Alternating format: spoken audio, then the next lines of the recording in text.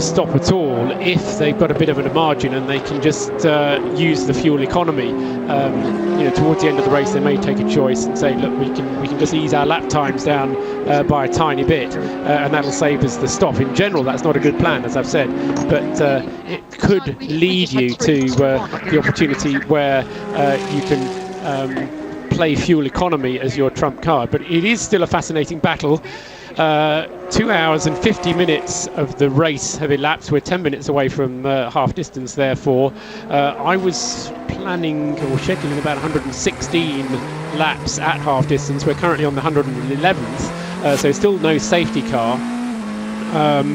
And still this gap remaining constant, 16 seconds between Lapierre and Treluet first to second. Graham Goodwin is over in the press room from dailysportscar.com. Still over half of the race to go here, Graham. Yeah, amazing, isn't it? It almost feels like we're close to the end. Such has been the pace here, but 3 hours and 9 minutes it is to go. Mark Lieb still pushing on. He's responding to the threat from behind that is Jimmy Bruni. 23 seconds the gap that he has over the 51 Ferrari, but Mark's just put in the fastest lap of the 77 Porsche's race so far, 141.499, plays at 141.698. Jimmy's going to have to do better than that if he's going to pull back that 22-second deficit. No, it's fast and furious stuff, isn't it? We've had another pit stop from a significant P2 runner. James Ross has brought in the 32 car to hand that over to Vittorio Liuzzi, so no Kevin Weedy yet aboard the 32 car. He's rejoined in third position. Tor Graves leads the class. Jacques Nicolet aboard 24, Liuzzi in third, and Luis Perez Compang took full advantage, by the way, of that early spurt from Andy L by retaking the position from the Star Wars car. Okay, Graham, thank you. Yeah, which is that Star Wars car is now just 4 seconds behind the PCOM car in 5th place in LMP2, in 12th place overall in the race positions, as the Oak Pescarolo with its Honda engine still in the pit lane, or in its garage I should say, with the engine cover off. That car having come into the pits at 1:38 in the R2, so it's been there now for some 20 minutes. Not quite 20 minutes, sorry, it's 14 minutes, isn't it? That car which Takuma Sato brought in, and which has got an optimistic Bertrand Baguette now sitting at the wheel. An optimistic Bertrand Baguette. I like it. Yeah, that's what they're pouring fluid into the car, and at the moment, Baguette sandwiched between the end of the LMP2 field and the top of the GT Pro field, but he's not going to be there for much longer. Sorry, say again, Paul. There's oil going into that Oak Pescarolo. So, what was that? It's gearbox oil, and there's still a lot of work going onto it. So, losing ground all the time then, the number 15 car. Already down to 18th place and last of the P1 runners. I think we've just about to see the GT Pro leader into the... No, sorry, it's the 88 car. I misidentified that one.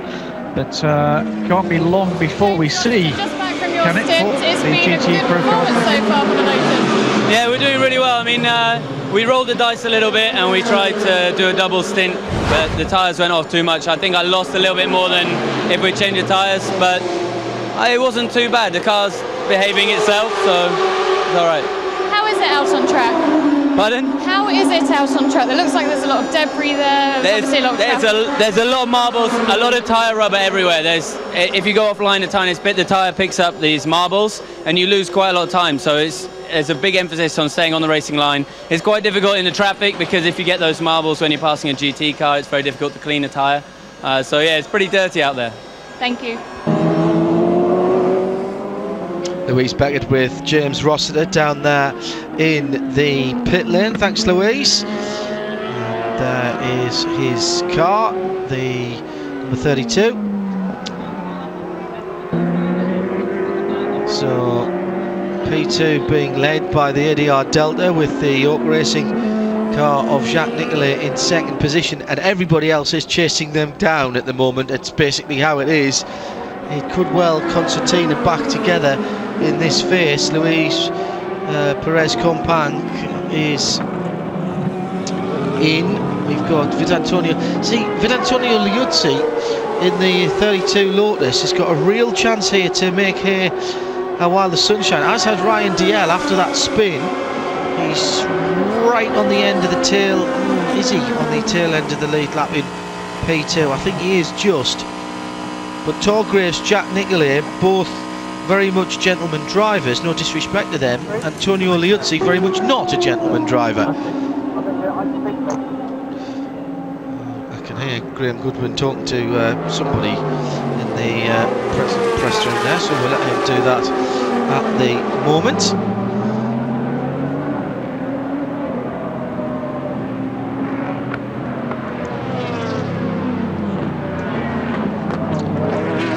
That is the now Michelin-shod JWA Porsche coming through turn number 1.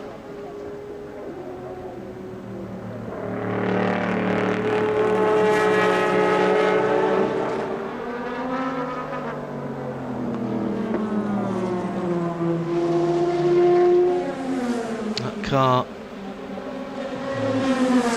being on the Michelins for the first time, and lots of interest in the Japanese drivers, of which there are 5 in this race.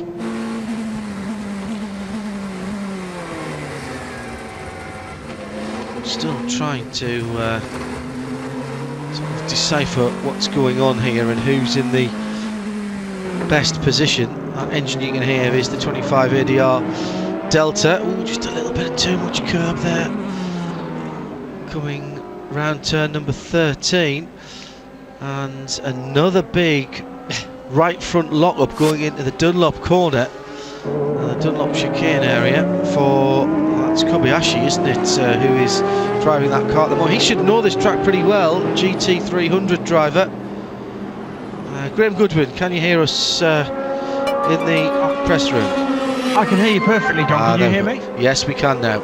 Lovely. We're going to go down to the pits for Takuma Sato, who's being hounded by the press at the moment. Let's see what he's got to say with Louise. Takuma Sato, welcome to WEC, but this is not what we want to see. What's the problem? We're looking into that. It's some kind of a drivetrain problem, but engine couldn't start it at the moment. So engine not itself, is something related for the starter. And aside from that, you did the first 2 stints. How was it for you? It's great. Absolutely new experience for me. And I mean, unfortunately, we weren't competing on the same class. But it's great fun. We've done the whole 2 stint. And we had having a problem on the downshift and things like that, and we had a few problems, but otherwise I really enjoyed the endurance run. I mean, at the moment it's a really shame that we couldn't keep up the landing. Thank you. It's amazing, Graham, just the level of local press interest that there has been this week for the practice on Wednesday, and certainly all of the official sessions. The media centre where you are at the moment has been absolutely full, and not just of the normal faces of the international press corps. No, we've got an awful lot of local regional media here, with an awful lot of fans, and the double kind of attraction, if you like, of those 5 Japanese drivers. And as we were saying earlier in the broadcast, John, those 14 cars here that feature Japanese manufacturers' engines installed, more than half the field as fitted with either Toyota, Honda or Nissan engines, and that's a massive step forward for the Japanese manufacturers in world-class endurance sports car racing since 3 years ago, when we had the first tentative steps back into the international field by the Japanese makers. Worth saying as well, John, while we've got a moment, so we're still looking at pictures of them perhaps putting the 15 car back together. No, they're not. They're still working on it. That we hope to hear in 2 weeks' time in Shanghai some further details of the Asian Le Mans series. Yeah. We now have more or less a full calendar for that, and we've got details of some of the broadcast deals. But spoke to Remy Berard and Mark Thomas on the grid here, and they've got I think high hopes that we might see finally a good regional series here in Asia. Problem there at the track, number 41 car, John. Turn 15, as we just heard from Eduardo Freitas there. It has rejoined big black marks as we're heading up towards half distance in 22 seconds time, and these P2 battles just keep coming. This is 4th position and the Peacock. A spin there for the Peacock car with the Starworks Racing in very close attendance. That's Luis Perez Compang and Ryan Diel coming up to put a move on the former rally driver. It looked like Luis Perez Compang just got a little bit deep into turn 1, tried to turn in, and the back tyres have given up here as he turns in. He's way offline and trying to get on the throttle. As I said, a lot of these corners are trailing throttle. You can't do that there if you go wide. Spun up the rear Dunlops, and there is 4th place handed to Ryan Diel, who has been lapping around about 2 or 3 seconds quicker than Perez Compang. And another spin. That's the 15 car earlier on, I presume. But the Luis Perez Compang car there handing back the position to Ryan with a spin. Ryan gave it to him with a spin earlier on in the same stint. Yeah, that was before the 15 car came into the pit lane, which has been there for, it seems, quite some time, Paul, that 15 car. Over 20 minutes, yes. Just coming up now for 22 minutes in the pits for the Oak Racing car, but heading on its way again now. Dominic Kreihammer it was. I suggested it was Bertrand Baguette, but Dominic Kreihammer has taken the car back out again, and it was Baguette who started it, wasn't it? No, that's right, it was Baguette who started it. That's where I've gone wrong. Taco took it over. Takuma Sato took I like it over. Taco. I think that works, and Dominic Kreihammer is now behind the wheel, following 22 minutes and 48 seconds in the pits. Illustration of just how hard the P2 cars are being driven, isn't it? Yes. Seeing these little spins happening. Illustration as well as to how hard the Audi is being driven. The leading car in the hands of, the second place car, the leading Audi, the second place car in the hands of Ben Trellier. A 1:28.479 a few laps ago, just a few thousandths off the overall fastest lap of the race, which is still held by the Toyota at the moment, 1:28.470, so 9 thousandths of a second slower on that lap, now 4 laps ago by Ben Trellier. But Trellier now has closed the gap. Remember, it was 18 seconds, it's down now to 11.6 seconds then. So again, as Lapierre gets deeper and deeper into this second stint on the set of tyres, he's going to lose ground, and we'll see and we'll monitor it before his next pit stop, how many seconds he loses. He's due in on or around lap 126, so another 6-7 laps to go for Nicolas Lapierre before he comes in for a new drive, a new set of tyres. Yeah, he lost 1.5 seconds that time around. He had a big lock-up. It's down to under 13 seconds again, and that at the end, these last 6 or 7 laps of the stint, maybe even 10 laps of the stint, Paul, seem to undo any advantage that the Toyota has by not changing the tyres at the stop. Yeah, exactly, and the trouble is that it's the way that tails off, isn't it? He came in a lap early, remember, on his previous stint, and it may be that he comes in a little bit earlier still, but that may be part of the strategy, because if you're going to have to make a full tank refueling stop anyway before the end of the race, provided you schedule it right, then you may well be in a position to do another stop a little bit earlier. Now here's Kaz Nakajima getting ready to go in, doing the visualization there. the 27-year-old getting ready to go to work for Toyota Racing. Put the car on pole position to massive cheers yesterday. Under 3 hours to run now as his car picks its way through traffic on the front straight, and it'll be, I think, very interesting to see what Nakajima does and how he can pace himself, and if he can possibly get more life out the tyres, or if he can get more pace out of the car that makes Pascal Vasselon think, well, do you know what, he's getting better pace out the car, let's take the 20 seconds, because clearly they're on the cusp of making that decision at the moment, Paul. They're considering it, but they don't think that there's enough advantage to be had to choose to do the double, to do the tyre change. Tyres, no, that's right. I mean, the trick of it is to do the fast laps, and then to be able to consistently do the fast laps right the way to the end of your double stint, or else to do faster laps. Because we've seen it that Lapierre has been able to better the fastest lap of the race into the race already, so he's pushed the fastest lap of the race quicker still. Is Nakajima going to be able to do the same thing and continue to go faster? Well, we'll just have to wait and see, I think, because it's not clear. What is clear is that Lapierre is going to be the next one into the pits. Again, that Toyota sliding as he goes into the corners. Isn't it amazing the difference in how the car looks at the beginning of the stint to the end of the stint? It looks nailed down, solid, and actually pretty easy to drive, relatively speaking, in the first part of the stint, and then when you see it now in these, as I say, last 8 to 10 laps of the second stint, you just wouldn't want to be in that car. It looks a real handful. And of course it's going through the traffic that's where it's hard, isn't it? Because going through the traffic, you don't want a car that's sliding sideways. Again, something that Oliver Jarvis told me after Le Mans. They felt that the tyres weren't working for them at Le Mans, and one thing that he felt very strongly about was that where it hit you was in your confidence through the traffic. Yes, absolutely. Let's look back at the first half of the race then. The start was pretty frantic with, I think, 5, maybe 6 abreast as they went down at the first corner. Alex Wurz held the lead thanks to the burst of supercapacitor energy to the back wheels.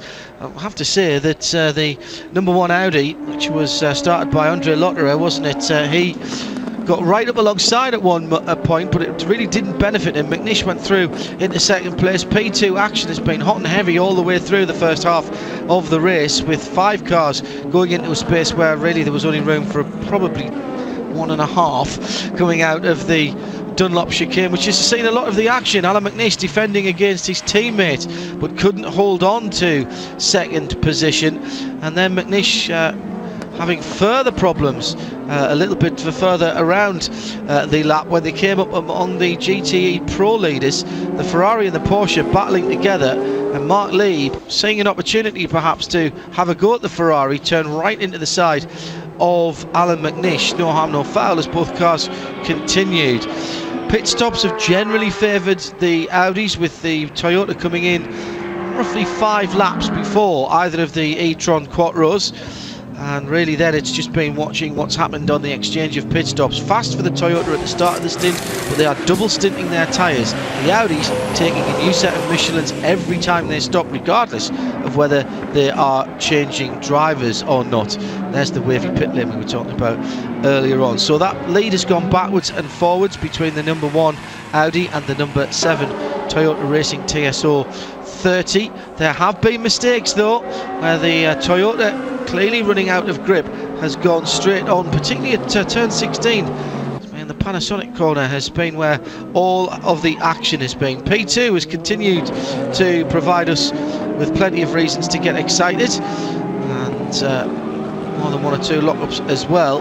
A really crazy manoeuvre at, turn 16 again, when it looked like Nicolas Lapierre was on the wrong pedal at one point, pushing right one instead of middle one. And so this duel goes on, and the differing strategies from Toyota, who tend to be fast at the start of the stint, and Audi, who catch them back up again at the end. How that will play out in the next 3 hours, well, if it stays the way it is, I think it's slightly advantage Audi. In GTE Pro, Aston Martin starting at the back after an infringement in qualifying yesterday, cancelled out their best time, fought their way through. Darren Turner in particular was very good through traffic.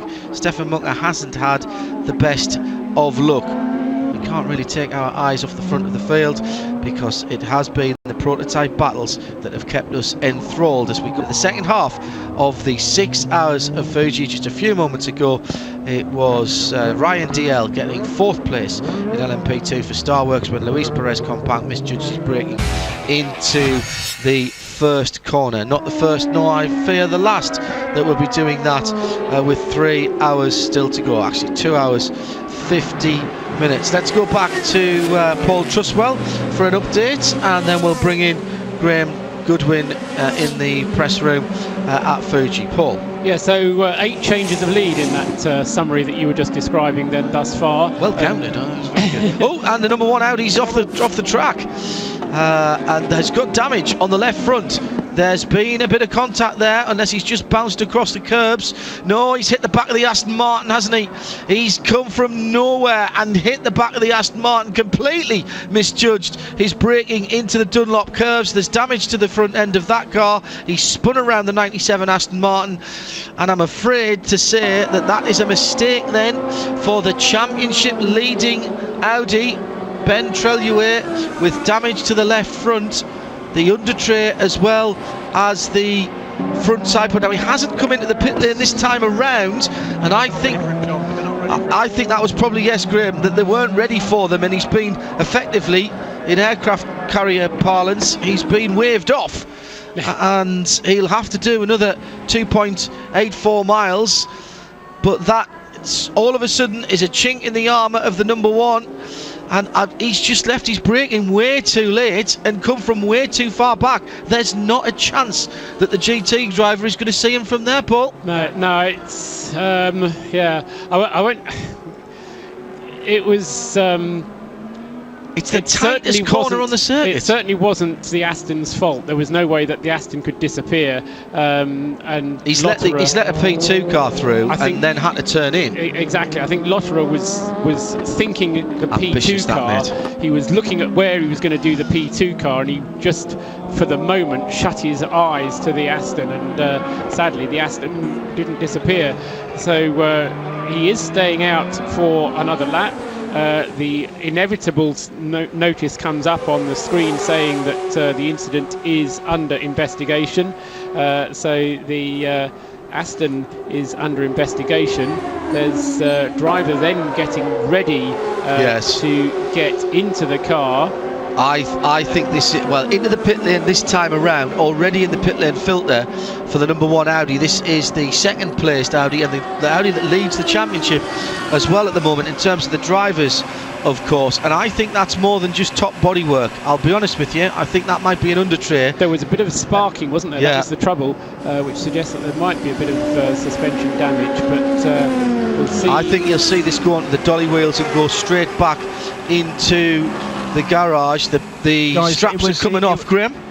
It was the JRM car that was actually in front of the Aston Martin right. there, and I tend to agree with you. There's absolutely nothing at all that Stefan Munger could have done there. No. He had to turn in, and they're going to be very lucky not only to just lose the time here with the repair that's inevitably needed, but to get away without a penalty for that.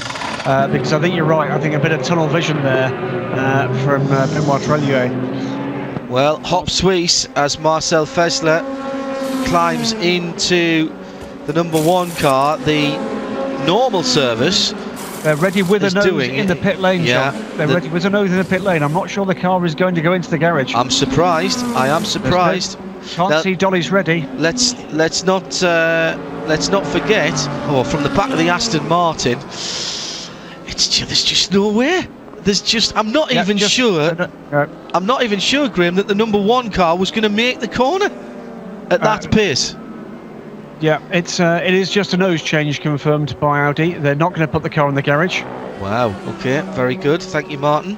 Let's not forget they had a broken nose in the pit lane at Bahrain when they caught a cameraman as they have caught one of their own mechanics rather, as they were trying to put the nose on. They broke off one of the dive plates. And they're going to be in trouble here, John, because there's one headlamp not showing. Oh, it's that left headlamp problem. This is Bahrain all over again. And did I see the Toyota in as well there? Yes, that's a scheduled pit stop for the Toyota on lap 126. So he has stuck it out to 32 laps this time for Nicolas Lapierre, but it will be Nicolas Lapierre handing over to Kazu Nakajima then in the race-leading Toyota number 7. Marcel Fessler back on his way after a stop of 1 minute and 44 seconds to change the nose and the tyres and refuel and change the driver on the number 1 Audi. But it does put it back behind the number 2 Audi, so Audi's back into the order that they were earlier on in the race, with the number 2 Audi ahead of the number 1 Audi. The Toyota heads off down the pit lane with new tyres on Kazu Nakajima's car, and the pit stop for the Toyota as it breaks the beam 1 minute 22 seconds. Wow. So they've got it to being as close as it needs to be to Audi, whilst the number 1 Audi of Marcel Fessler gets back up to speed. Debris on the circuit there at turn 10, isn't there? I think it's just far enough off the line, and at the moment that Audi, having just changed its nose, is having to drive on full beam to have that headlight working. The left headlight is 2 LED strips, and only Safety one of them is working. Safety car is on standby. This must be for the debris. And now, has that headlamp come on properly now? I don't think so. Safety car out. And the safety car is being deployed.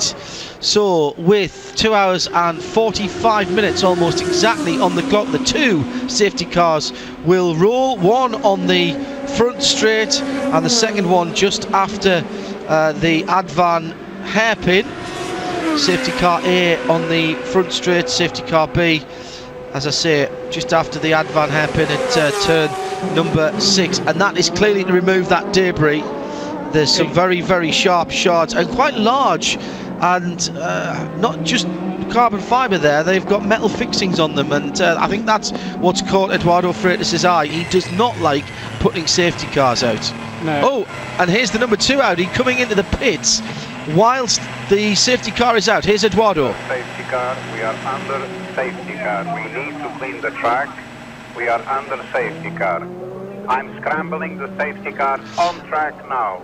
Safety car on track now.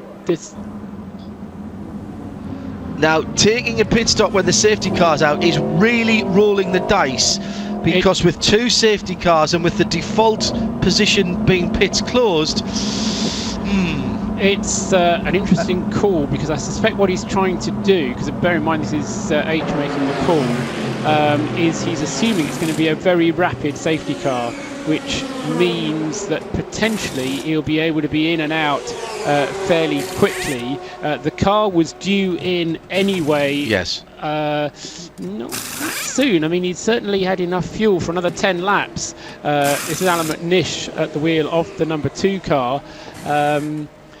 And yeah, I'm not sure whether it will turn out to be a good move or a false move, but Howden's good at this, so I'm certainly not going to say it was a bad move. Red light then at the end of the pit lane. That's your problem. McNish, and he has to stop there and wait until the safety car queue comes around. Now, it would have been about the 120 again. 120 has passed by. Here comes the safety car. It's going to be another 10 seconds, possibly more at least, before he's allowed to go, because the default is pit lane closed until the safety car comes through. It goes to green and then immediately to red again. Only the people who are sitting at the end of the pit lane are allowed to go. Absolutely right. Not in the same train, by the way, guys, as the Toyota. No. The train going by is the other train. Debris to be cleared, we're being told at turns 1, 10 and 16, and there are 2 things at play here, of course. One is the race lead and race win overall. Second thing is points in the Drivers' Championship, and that's where we're going to be in a very significant moment here, depending on where the number 2 car emerges. It emerges after a pit stop time of 2 minutes and 7 seconds, but bear in mind that 2 minutes and 7 seconds is as compared to a lap time of about 4 minutes, as opposed to a lap time of 1 minute and 30 seconds. Yes. So it's not as bad of a pit stop as you might think it was. So you know, the call was to do it like he's done it. Yeah, it would have been an interesting call to. It'd be interesting to be able to do both, and just see how they play themselves out. I always think the thing to do is to wait until the safety car is about to come in, and just drop straight into the pits at that point. Yeah. When you have two safety cars, it is such a lottery. If you are in the right part of the safety car queue, for example, there's quite a long queue behind safety car A, you drop off the back of it and you can do your pit stop just and get to the end of the pit lane just as safety car B is coming by, then happy days. But if you've got to wait for safety car A to come all the way around again, you have lost a lap. Exactly right. And what's happened now is that we've got the Toyota still leading the race, or Kazuya Nakajima now back into the lead of the race. He had made his pit stop and was clear just before the safety car came out. So Nakajima at the wheel of the number 7 car in the lead of the race. Marcel Fessler at the wheel of the number 1 Audi is in second place, behind the same safety car as Nakajima is. So number 7 and number 1, first and second, behind the same safety car. Alan McNish, behind the wheel of the number 2, is behind the second safety car. Now, the gap first to third between the Toyota and Alan McNish was 50 seconds. Now, by the time the safety car has got going or has gone, then we're going to be back in roughly the same situation as we were before, except that Alan McNish will have a full tank of fuel. Or the other position, Just 1 second, we're going down to the pit lane, and Dr. Ulrich from Audi is about to talk to Louise Beckett. For both your Audis now, with that incident with the Aston, but also Audi number 2 coming in for their pit stop at that point. Yeah, but this pit stop was just because the pace car came out and was just the right moment to do it.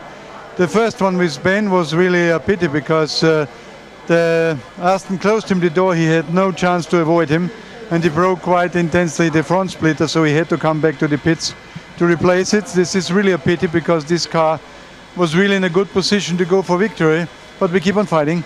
Thank you. Safety car will be in this lap, so safety car B goes in on the back side of the circuit and safety car A on the main front straight. Safety car A with the lights out at the moment and with the leader in behind him, that is Kaz Nakajima. So that Audi RS5 has got one more corner to go, whereas safety car B, is he anywhere near pulling off the track? I've got to say that Eduardo Freitas is by far the best person I've ever seen in marshalling two safety cars around the circuit at the same time. I'm still not entirely certain, as the safety car A goes back into the pit lane, why we need two safety cars on a track that's less than 3 miles around. But with that being said, I have had less rants about safety cars this year in the WEC than possibly any time before. When you were a kid and you had your scale electric out, did you ever try and do both cars with one with your left hand, one with your right hand? That's Eduardo Freitas used to do that. Graham? Guys, it looks to me as if actually the safety car B train might have got a bit of an advantage there, because I think they will let go slightly early. That's the problem, they certainly look to be closing in rather quicker. The other point I was going to make just before we went to Dr. Ulrich in the pits is with Alan being at the back of the second safety car queue, that means he's got the entire field between himself and Kaz Nakajima. So he's not only got the time to actually make up, but he's got to get past 25 other cars to get into the tail of the Toyota 2. But the gap as they cross the line between Nakajima and Fessler, now in second, of course, is just a tick under 7 seconds. With McNish a further, it's 33 seconds off the lead. Mark at Green Ghost 666 says, why did the WEC close the pit exit whilst the LMS allowed drivers to exit and catch up the safety car?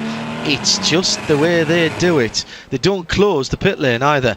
That's the other big difference. In America, the first thing you do when the safety car goes out is you close the pit lane. You gather the field up first.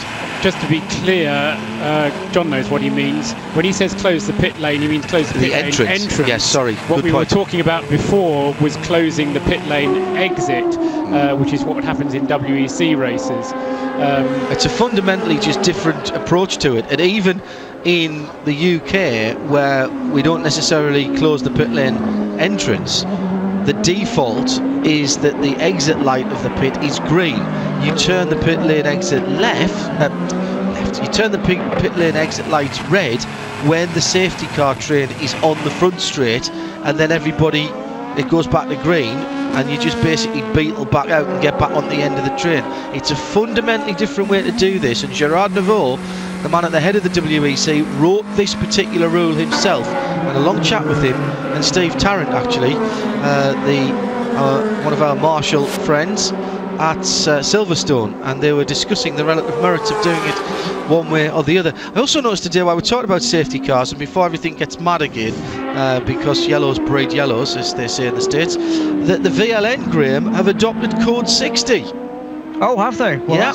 That's very interesting news. The other quick thing, by the way, of course, that we do get as a result of the safety cars being marshalled in the way that they were, is that Kaz Nakajima has got a completely clear track ahead of him at the moment. That means he's gone through in a 1:30.591 on the first flying lap after the safety cars are withdrawn.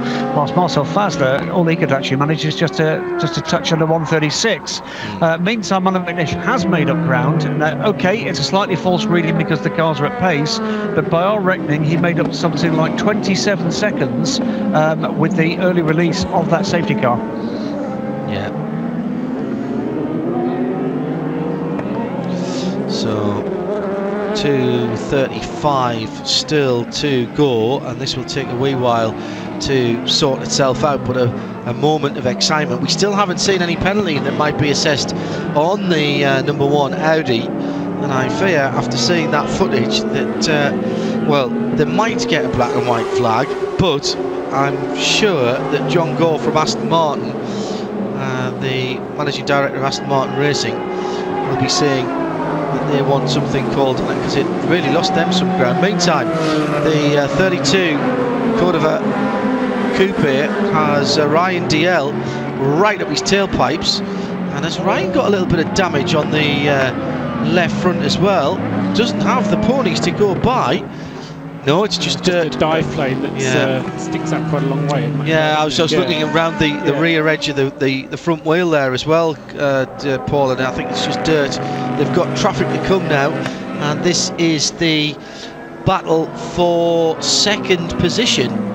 It's Vitantonio Liuzzi versus Ryan DL. That's a mouth-watering prospect, isn't it? Those two drivers who not so very long ago might have been racing open wheelers together in another time and place, or against each other, should I say, rather than together. Getting two people into an open wheeler is difficult. GTE Pro Ferrari, the AF Corsa car, Jimmy Bruni we saw coming into the pits there. They've had a routine pit stop back to Giancarlo Fisichella, who's taken the Ferrari back out onto the track again.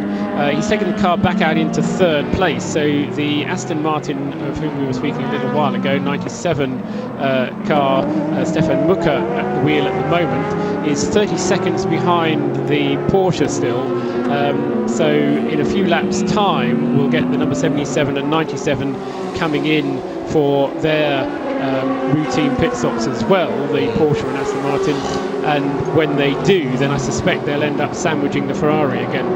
LMP2 is fantastic racing, isn't it, John? Starworks getting the nod from graphics that they'd gone through there, and in fact they haven't quite yet, but right, are they telling the future here as Ryan DL tries to go the long way around, and Liuzzi holds the inside line. Now will it be the old over and under move from DL? Gets on the power earlier as he plunges down through turn number 2 towards the very, very quick Coca-Cola curve. Just click it down one gear, turn it in, clip the inside curb. You can't afford to run out too far on the other side because you've got to haul it round to the right. Climbing up now, let the gradient straighten the car out as they're down into the Advan curve, and there's more traffic ahead of them. It looks like the Starworks car's fast on the straight, but not fast enough, but can't keep up with that coupe, Paul, in the twisty stuff. Meanwhile, back at the front, Kazuya Nakajima sets another fastest lap of the race. 128.435 now. Light blue touch paper and stand well back. Isn't Nakajima going well? Yeah. Compare that time to Marcel Fessler, who's yet to hit the groove, really. 129 has been his fastest of recent laps, and Alan McNish in the number 2 car, also with a full tank of fuel, of course. He hasn't broken the 130s since the safety car was withdrawn, as he fights through the traffic. That's exactly the point, I think, Paul. They're both still fighting their way through traffic. That's the second 128 in a row from Kaz Nakajima. He's making hay, isn't he? He's 16, almost 17 seconds clear now of Marcel Fessler, with Alan McNish a further, 21, 22 seconds back. Meantime, down in P2, you're quite right. Cracking battle underway at the moment with Antonio Liuzzi and Ryan Diel. Tor Graves, meanwhile, is better part of 30 seconds to the good, presumably. Difference there between the two safety car trains.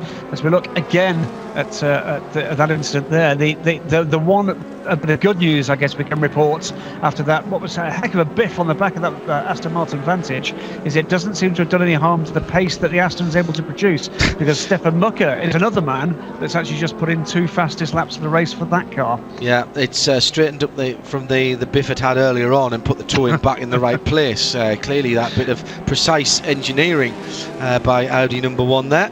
Nice bit of a souvenir being picked up by one of the marshals, a shake of the head from Dr. Wolfgang Ulrich in the Audi pit, and he still does not look happy as he's standing at the back of the pit garage and thinking to himself that has not done their chances of victory any good at all. We did say, Graham, didn't we, after Brazil, that Audi might struggle to win another race. Hang on, I'll break off from that thought as Liuzzi and Diel are back at it again and again. There's the, guess what, the Felbermeyer Porsche is there. They're going to try and go one either side, and Liuzzi's way off the track. He's going to have to lift off. Oh, he didn't. It cuts right across the bows of the Porsche as they came out of the final corner. Diel had an advantage for a moment, but he has not got the speed. Has to drop back into the slipstream and try and make a move. I just wonder what kind of trouble in terms of pickup Liuzzi is in as he comes into the braking area for turn number 1.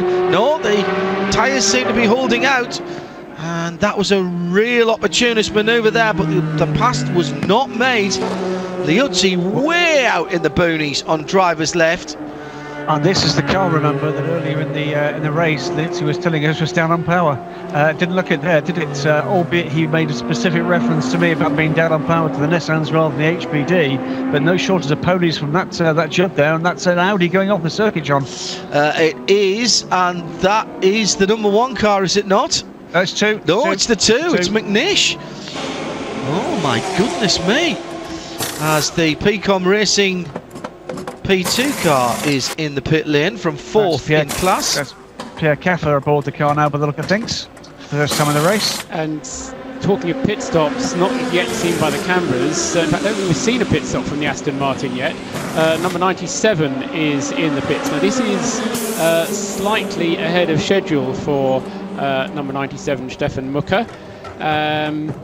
Normally it would come in at the same time as the 77 Porsche, but he's come in a little bit early, and possibly as a result or as an opportunity to have a look at the damage as the battle between the Starworks car coming into the pits now then, so that's going to be the end of that little battle. I just wonder whether it is pure horsepower between those two, or whether it's just the different aerodynamics of coupe versus open prototype, because coupes are quicker in a straight line. He's so lucky there that he comes back on and he doesn't lose that car, because he's taken a pure leap of faith driving across, not knowing whether that's grass, AstroTurf, what's in there, or anything. And he didn't necessarily know exactly where the Porsche was, did he? Absolutely agree.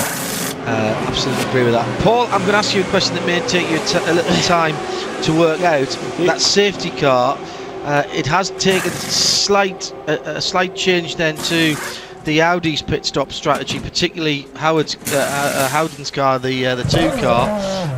Is that going to affect what happens from? Well, it is going to affect what happens from now on in. But is that an advantage for them necessarily. So I'll leave you to think with that. That noise in the background is the pit lane hooter, which sounds like a 1974 trim phone ringing, as into the pit lane comes Ryan DL from out of he was in 4th place, and that's a full service for that car. DL's out, and that car's overheating. Remember, that car did not restart at the last stop at Bahrain, Graham, and that cost them an even better result, didn't it?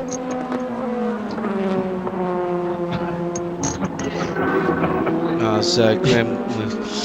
He's listening to somebody else, isn't he? Yeah, clearly, because I'm not making them laugh like that. Mark Lieb's come in for his pit stop.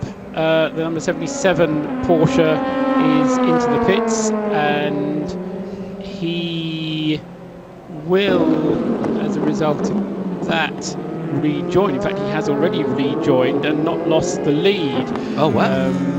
So because the other two cars, yeah, that's why, of course, because the other two cars made their pit stops first, now he's back out on the track having made his pit stop, then he has maintained the lead of the class. So the number 77 is in the lead of the class.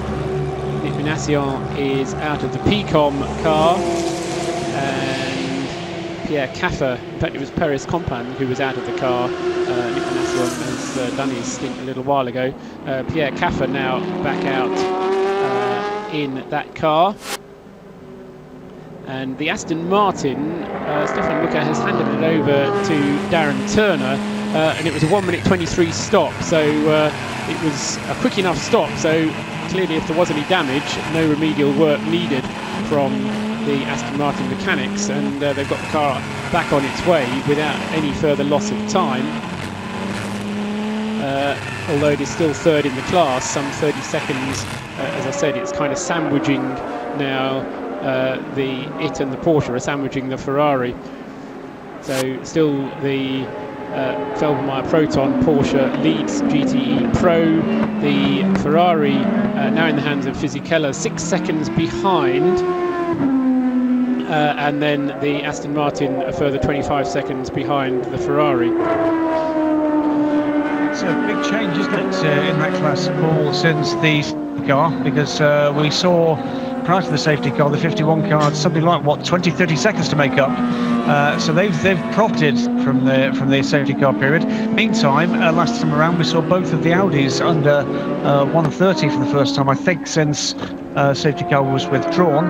That coincided with a 1:31 from Nakajima, so the gap's come down just a little, but it's all in traffic at the moment. And Graham in P2, I was wrong, Ryan DL didn't get out of that 44 car, so he's doing a double, and he's right on the tail now of Jacques Nicolet, and he'll be through any second now. And there he doesn't get through as Nicolet chops him off going through the 13th corner. But surely Ryan on fresher tyres will not be denied for too long as they head up the short straight towards the final corner. Ryan will go round the outside and then cut back, getting on the power earlier to get down the front straight, and he's already alongside him. Lays a little bit of Dunlop rubber onto the tarmac, but goes through and takes 4th position back. Graham, don't bet on it, because I'll tell you that. Look at that! It says here the Morgan is a slippery car, and the Nissan's a powerful engine. Thought he might do that. Away he goes. He's retaken it on pure grunt down the straight. A very aerodynamically efficient car. Ryan goes to the inside. That's not always been the right move to make, but just goes to show the difference in performance characteristic of the chassis and the engines there shown up. Yeah. Clearly Ryan by far the more professional of the drivers, but in terms of what's available from that package, that's Morgan chassis, and it will, by the way, remain a Morgan chassis next year. Oh, really? Yes, it will. It will remain as a badge as a Morgan chassis, I'm told by Sebastian Philippe, that just how quick it can be in a straight line. I love long straights, and I love the fact that the start-finish line here is down the straight a bit and not just straight out the last corner. I mean, we saw the positions change twice there in the space of less than a mile, and long straights give you that opportunity. And I really dislike racing tracks where you've got a long straight as the start-finish line, yeah, and you've got the checkered flag 20 yards out of the final corner. In the pit lane is the G-Drive Nissan powered Oreca, the 26 car, and in here is its teammate, the 23, coming in as well. The 26 brought in by Roman Rusinov, and the 23's had an awful day today, hasn't it? It's just never been there or thereabouts at the front of the field, Graham. It has to be said, I mean, 23 and to a slightly lesser extent the 26 had an awful season, John. They had a good run last time out in Bahrain, both cars in the top 5, but Signatech just have not been able to cut any kind of breaks whatsoever this year.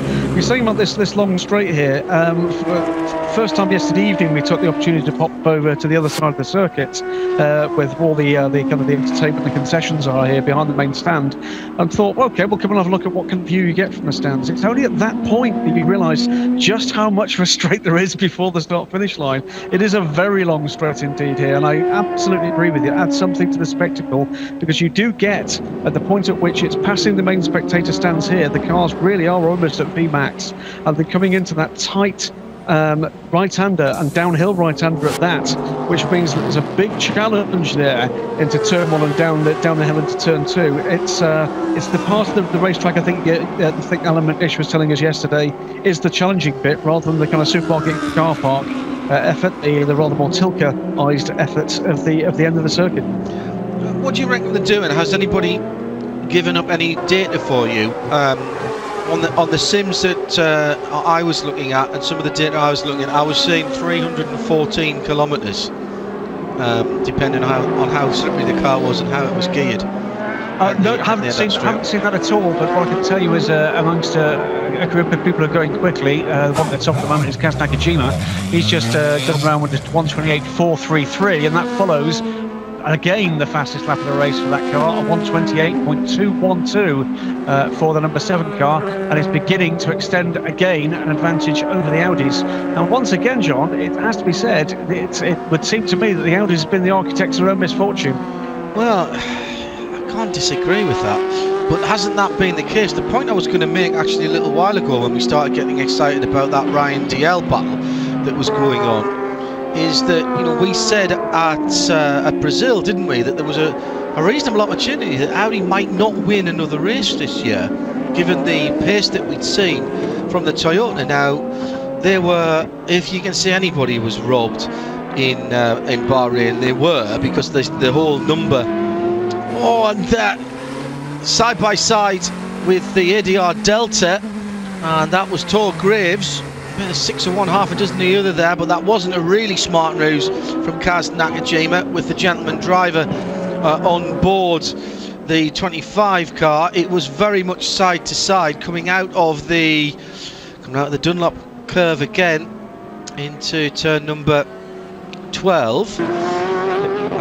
There was racing room there for the Toyota. I have to say, if you had to point in one direction, I'd have tended to point towards Tor. Should have seen him coming. He was up the rear end of the ADR car through that turn. Lights ablaze. He should have seen that car coming. He'd given him room to the apex, and turned in probably a bit too late there. But no harm, no foul. We carry on. Neil Yarney, meanwhile, in 4th position, going as quickly as that car's gone. No, nothing's touched that really, has it? No. For 4th place overall since the early laps of the race, when he lost those 3 positions at the start. He's still, even post that safety car, has got a 32-second advantage over David Brabham, and this is a good run as well, John, from the JRM crew. We've not seen, have we, no, whether or not they've done anything about replacing that with the Galaxy panel that was flapping about at the back of the car.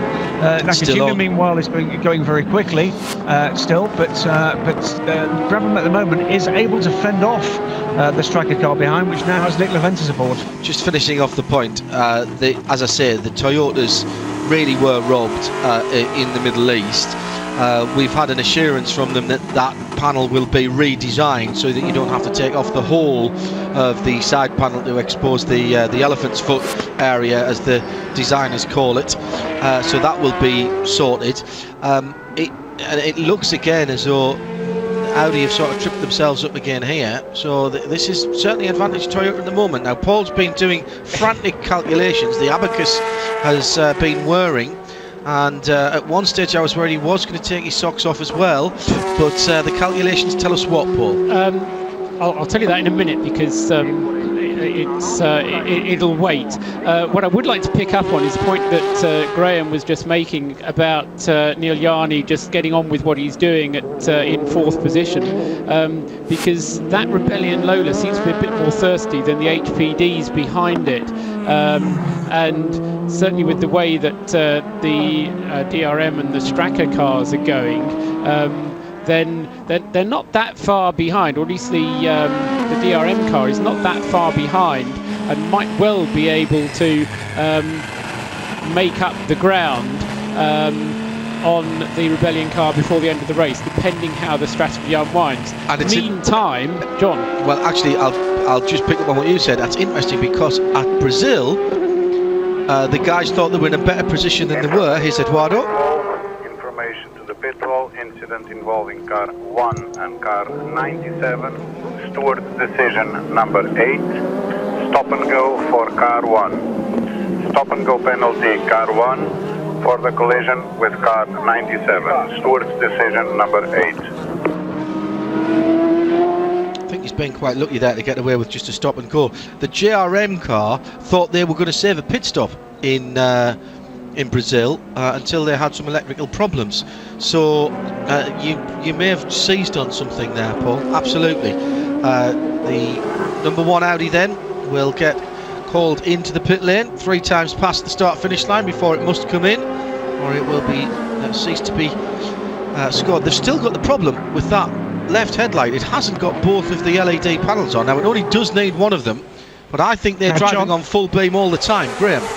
John, that penalty is going to, of course, mean that they lose second place to the number 2 Audi, which, of course, also means that they actually put themselves in the position they didn't want to be, which is losing points against the number car if that position stays till the end of the race. Meantime, we've seen another fastest lap of the race, Kaz Nakajima, 1:28.088 on his lap 143. Todd Graves in the pit lane in the P2. Who's going to bet against them getting below pole position time before the end of the race, the way that Toyota is going, as the track maybe gets more grippy as the rubber goes down. Depends what else goes down as well. It makes the track less grippy, but it depends. It certainly is possible. Temperatures are holding up pretty well in terms of the track temperature, which we said at the start of the race it was considerably colder than it had been. It's 16.6 degrees Celsius at the moment, but the track temperature is still sitting at 20 degrees Celsius. So it's held up well. It might not have a lot of grip, but it retains the heat, Paul. That's right. Another car just being pinged for not having its headlights on is the number 41 Breeze Motorsports Zytec. That's just gone out of the pits. That just was Todd Graves had brought it in, yeah. Yeah. And here comes into the pits for his stop and go the number 1 Audi. Marcel Fessler then into the pits, and as Graham rightly observes, that will lose second place. It was already half a minute behind, so Alan McNish is now Audi's best hope of victory, and in terms of the championship positions, of course, that does throw the advantage, not necessarily the advantage back to McNish and Christensen, but the gap, which was 13.5 points from 13.5, yeah, 139 to 126, yeah, and the difference between the points 25, 18, 15, isn't it? First, second, third. Correct. So it's more important to finish first and second than it is to finish second and third, but it does mean that it's going to go all the way down to the wire in the final round of the championship. And if McNish can overhaul the Toyota, if there are any problems, and he gets the Toyota between himself and his teammate, whilst I'm sure they would rather have first and second in terms of corporate PR, Messrs Christensen and McNish might find themselves in a slightly better position vis-a-vis the championship. And let's not forget. let's not forget, Graham and Paul, this is a World Championship, an FIA World Drivers' Championship, and you can say what you want. You go and speak to McNish, go and speak to Tom Christensen, with all those Le Mans wins behind him, everything that Alan has achieved, the American Le Mans Series Championships, a World Drivers' Championship does mean something particular to professional drivers. Into the pit lane comes the 57 Krone Racing Ferrari 458 Italia. Now, have they lost pretty much a full lap to that Corvette now, Paul, that's leading the class in the AM category? And that's before the pit stop, because they're one pit stop behind that car at the moment. Yes, they have, yeah. That's just pace then. So, yeah, the Corvette leading the class very comfortably now. The other two cars in the class, the JWA Avila car and the other Corvette, the 70 car, are both multiple laps behind, and the other car, the 88 Porsche, the Felbermeyer car, is 40 seconds now behind the Krone Racing car. In fact, it's just gone through into second place in the class, hasn't it? Because it's just gone through now, and the Krone Racing Ferrari still at rest. Michele Rugolo was in the car. In fact, the JWA Avila car comes in as well, so that's done what it's had to do. Oh, now here's the number 2 Audi, flashing lights massively, having a look down the inside of the Starworks car. I think that is, and there's an absolutely carbon copy incident at the Dunlop curbs between the 44 and the 2. It was, wasn't it? And I'm reminded of what Alan McNish said to us when he was giving us the track lap earlier on, as he pointed at that straight and said, this is a hairpin. Damage. Look at the damage. Look at the damage. So there is damage now on the number 2. We see another replay of it as it was front to front, wasn't it? As Ryan turned in, and you can't even. Yeah, it's what. There's no way through there, was there? There was no way through there. The thing is, from Alan's point of view, right? And right. Look, you know that I'm good mates with Alan. From Alan's point of view, he sees a big wide open space down the inside there.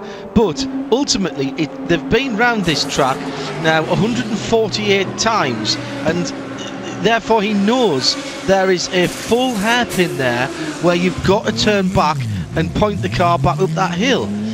I honestly, it's not deliberate. I just think it's a low percentage move doing that. The problem is that if you don't do it there, you've got those horrible little technical corners immediately after. 4 seconds you're going to lose. And you've got to take this sort of long. From the driver's point of view, he's thinking, I don't want to get stuck behind that through those next corners. Yeah, and Alan reporting on the radio, quote, I thought he was giving me room, which is exactly the point that I was making. He thought he'd left the door open for him.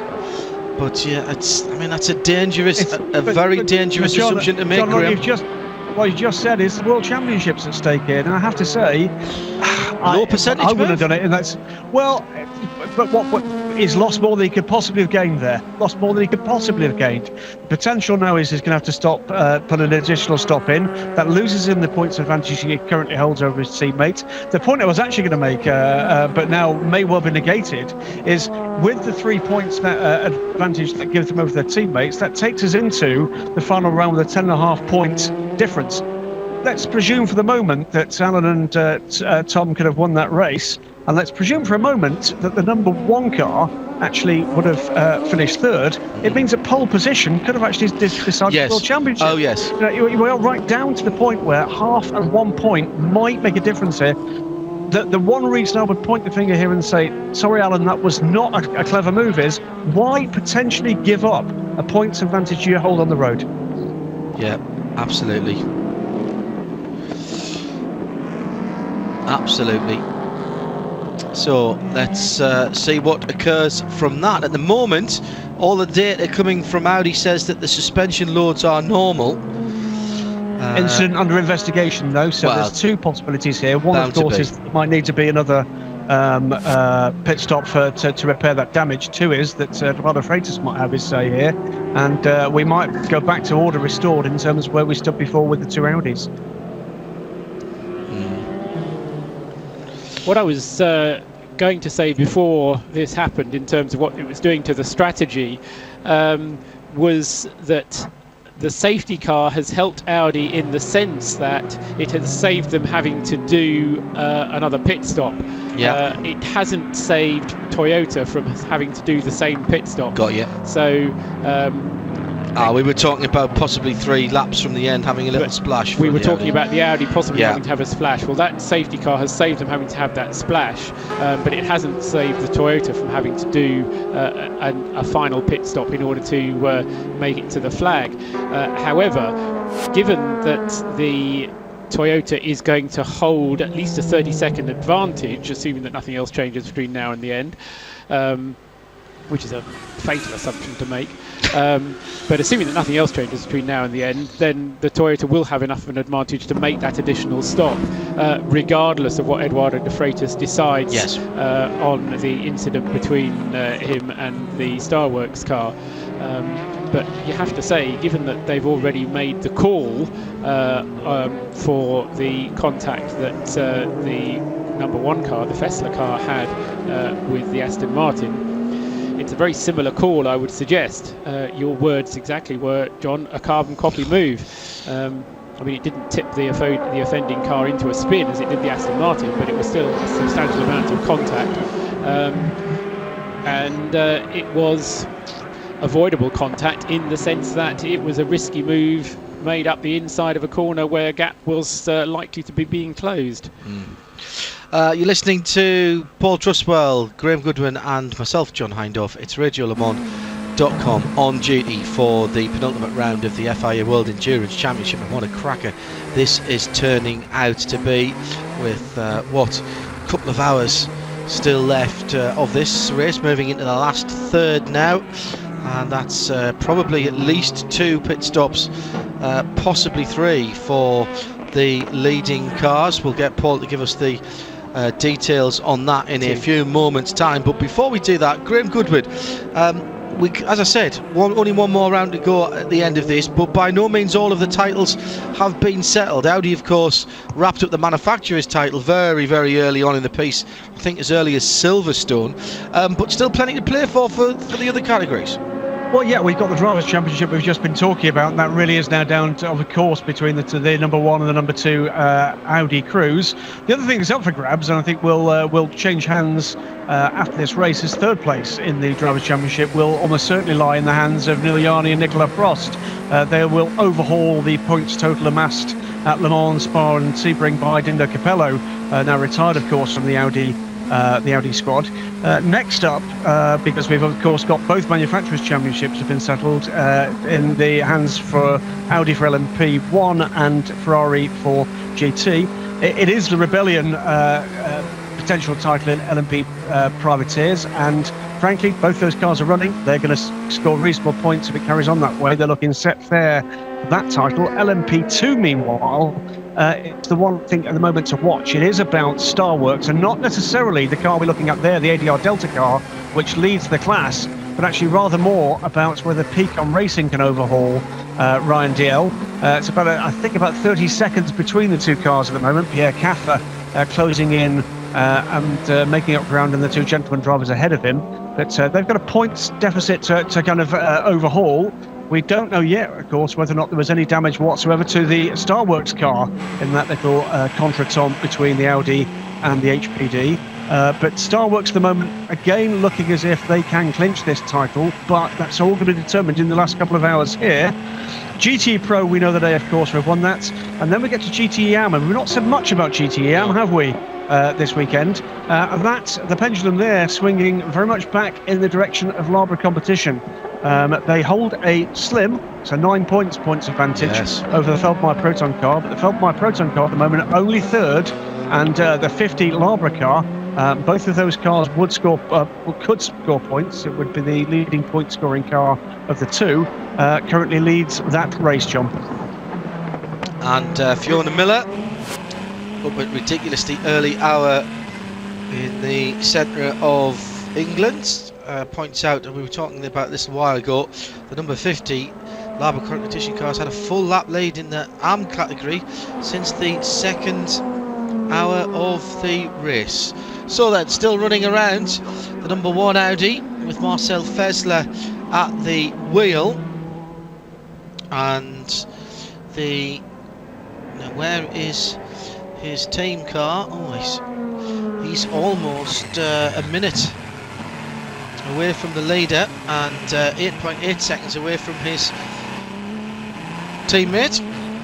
Yes, I mean that gap reduced itself a little bit with the safety car, but it's been up near the 1 minute mark really since the original problem that car had with the initial problem that Alan McNish had when he reported getting pickup following that very early incident in the race. And since then they've not really been able to get back the time to the Toyota, both being driven flat out, but being driven equally flat out, and it was really the number 2 car on whom the Audi hopes were riding to make it a challenge to the Toyota.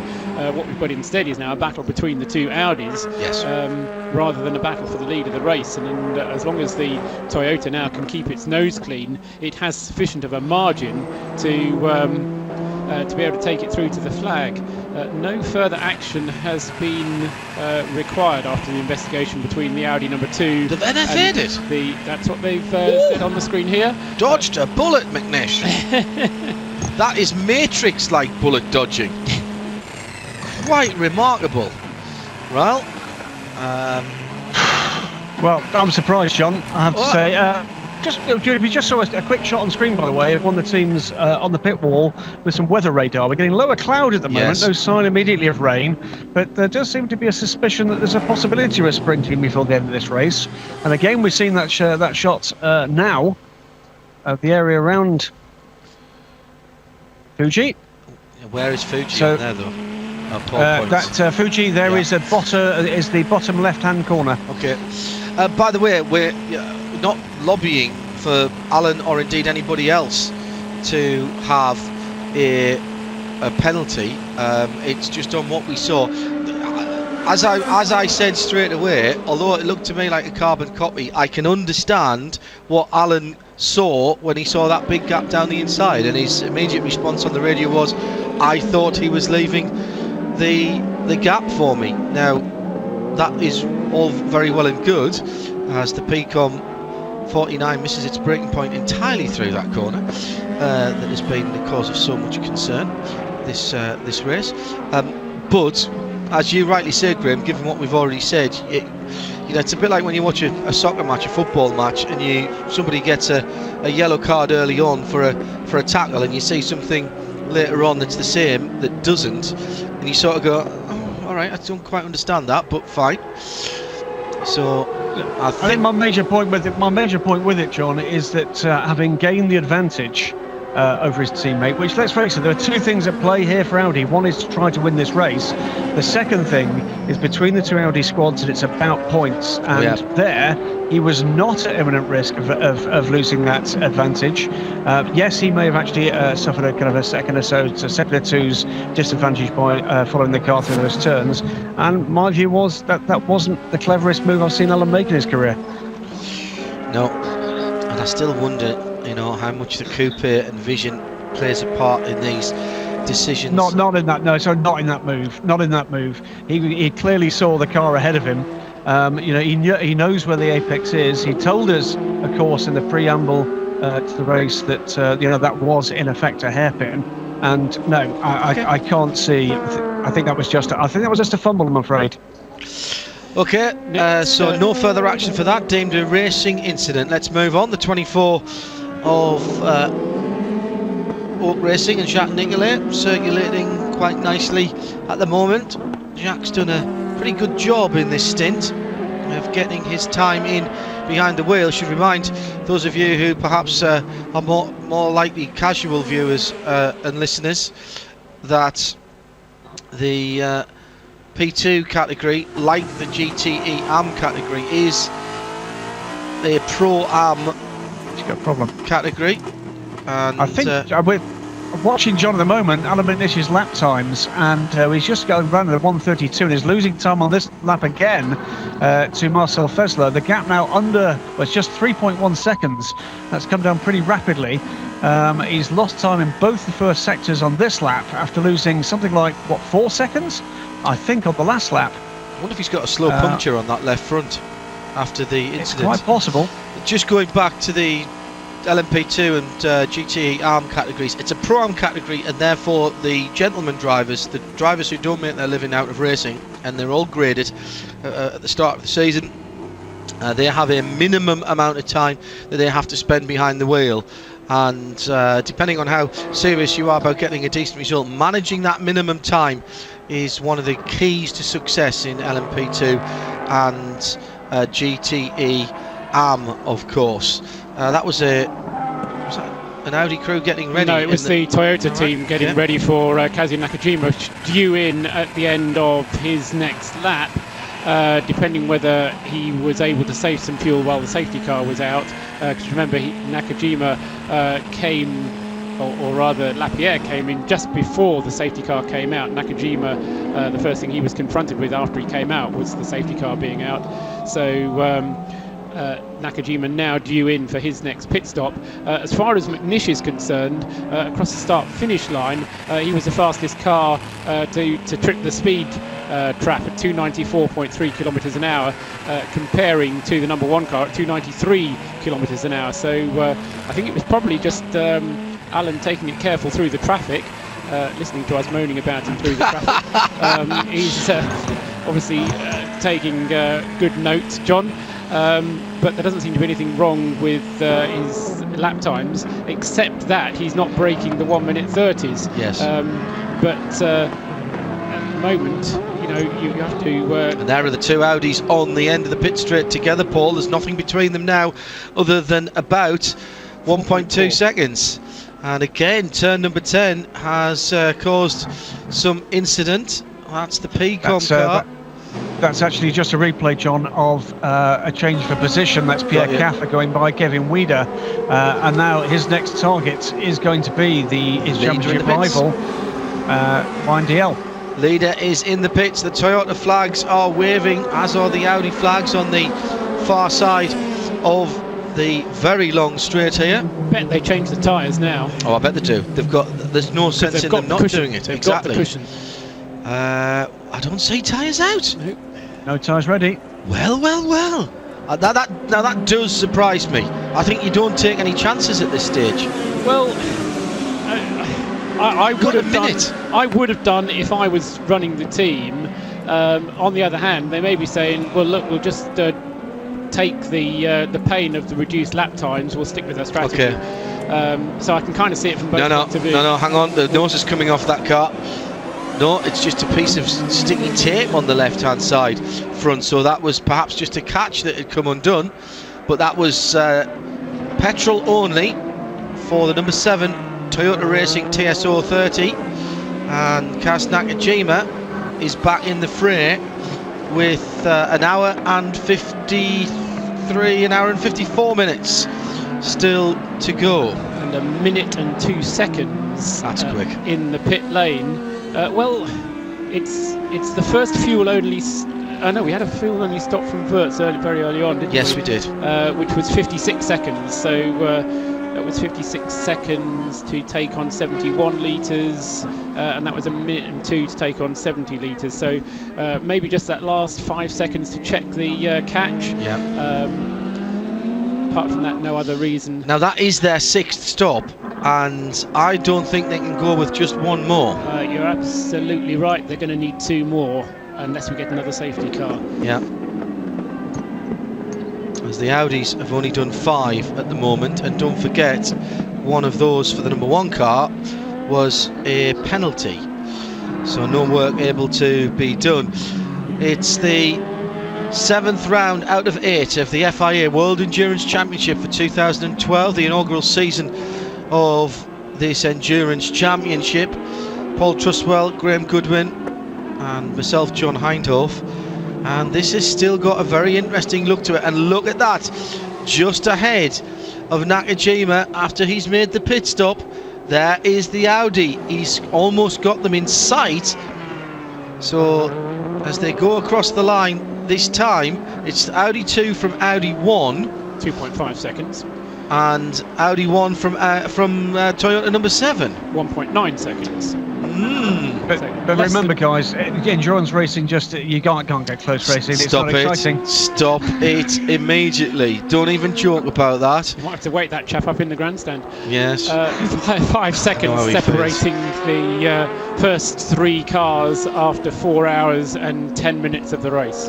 Now, okay, we've had one very brief safety car, and there's been a bit of chicanery by the top cars, not exactly playing themselves into a position of strength, but even so, that is motor racing, and I dare say there's a bigger crowd here than for F1 in Korea, which is about to get underway, and it may well be that we've seen more excitement and more passing already than in 2/3 of our race than they will in the whole of theirs. Now, in fairness, it is 3 times the length, and I understand that, but even so, it's been a very engaging race, and we've only really on the TV pictures been seeing the sharp end of the field. There's been quite a lot of battling going on in the GT ranks as well, and in fact, speaking of that, here is the Felbermeyer Porsche number 88 into the pit lane, Which is the Just seed second position. has it, sorry Grims, again? Sorry, just ceding second position in classes, it does so. Okay. Sorry, Paul, no cut across you there, but the other one's a watch, I think, in GT classes. It's going to be the battle for second position because Darren Turner is beginning to close down Giancarlo Fisichella in second place. He's had a cracking event, has DT.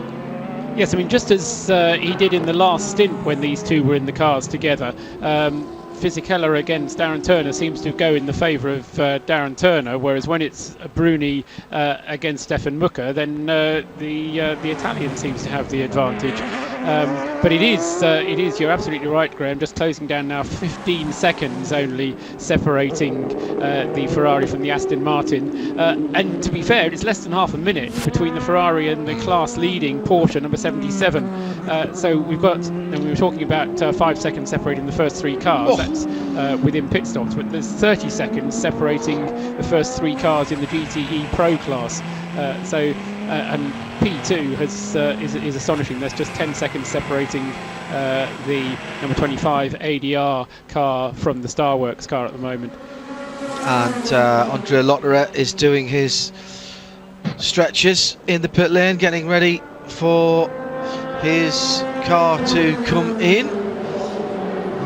Should be on lap 160 plus anything that it's gained from running slowly behind the safety car.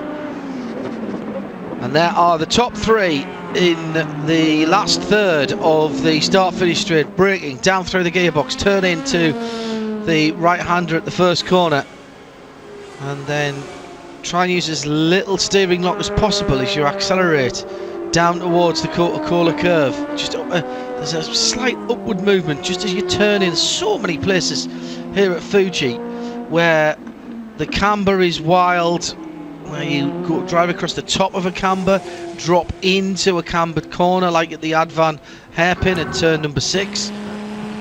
It's a really, really tough track. Were they getting a nose cone ready out of the garage there? I think they so. were pushing Lotterer to one side, weren't they? Yeah, that little trolley normally has the tyres on it, but they have another one that has a nose cone on as well. Yeah, maybe it was just tyres they were getting ready for the Audi. So we'll be getting the number 1 car coming in first, and then 2 laps later, because remember it came in during the safety car, we'll be getting the number 2 car, which currently leads the race, Alan McNish, and this will be Alan second. No, this is Alan's second stint already, isn't it? So it will be Alan handing it back to Tom Christensen. So both of these stops will be driver changes, as in comes Marcel Fessler into the pit lane, hits the pit lane speed limit of 60 kilometers an hour all the way up 400 odd meters up the pit lane that altogether. Must feel terrible, that. 60 is relatively slow, isn't it? I mean, when you've been out there doing all sorts of 40 miles an hour, something like that. yeah. The windscreen is cleaned rather inelegantly by someone standing astride the nose. The Audi version of the sock puppet man in the left-hand door, helping with the belts on the right-hand side of the car. The guys with the guns in almost Usain Bolt-like preparation to spring into action, and not with the sound of the starting pistol, but with the sight of the fuel hose being removed. Oh, a little bit of a fumble on the left rear as the tyre and wheel was tad recalcitrant. Again, I'm not a tyre engineer, I would say those tyres had a bit of meat left in them. And I wonder if Audi had just been playing this steady all the way through the race, not taking any chances. Out goes the number 1 car. Don't cross the blend line. And in comes Alan McNish with the damage to the left front. There goes the Toyota through. So McNish has scored as a leader, and Kaz Nakajima next time round will resume the lead of the race for Toyota. Oh, not actually, will he? Yes, Nakajima's already in the lead. Nakajima's already in the lead. John, yes, but sorry, he wasn't scored across the start-finish line because McNish was in the pit lane. Yes, he was. Right. No, by the time they crossed, by the time they crossed the start-finish, the Toyota was in the lead. Oh, really? Yeah, wow. so the Toyota leads lap 163. Okay, so that's another lead change then at lap's end. The Progressive Motorsport designed drinks bottles and fluid bottles get clipped on the left-hand side of the car. We await the diesel engine on the number 2 Audi E-Tron Quattro to fire, and it's down and away. 4 new Michelins, and it will rejoin where is the question. Has its team car gone through? Here it comes. This is going to be really tight in the first corner between the 2 Audis, and if he can hold on and keep the Gulf car behind him, which he's just about going to do, I think, yes, uses the Gulf car as a bit of a pick in basketball parlance and holds on to that position, with the number 1 car having to lift off, and McNish doing a cracking job there. Now that was heads-up driving, and that was thinking about where he was on the track, and that was certainly Graham thinking about his points and the World Drivers' Championship. Christensen wasn't going to give that one away, was he? Yeah, in fact it has changed over. It is Tom Christensen in that car. My apologies. As they break down, and Christensen goes defensive into turn 10, and he's very nearly got his teammate with his tailpipes there. It's almost a carbon copy of what we saw at the beginning of the race, isn't it, here between these two? Yeah. Albeit with different drivers at the wheel. The other one to watch at the moment, guys, is the LMP2 lead, because courtesy of a rather slow lap last time around for Tor Graves, that lead has come down to just 4 seconds now. Okay. Yeah, so it was 1 minute 21 seconds from Andre Lotterer taking over from Marcel Fessler. 1 minute 22 seconds for Tom Christensen taking over from Alan McNish.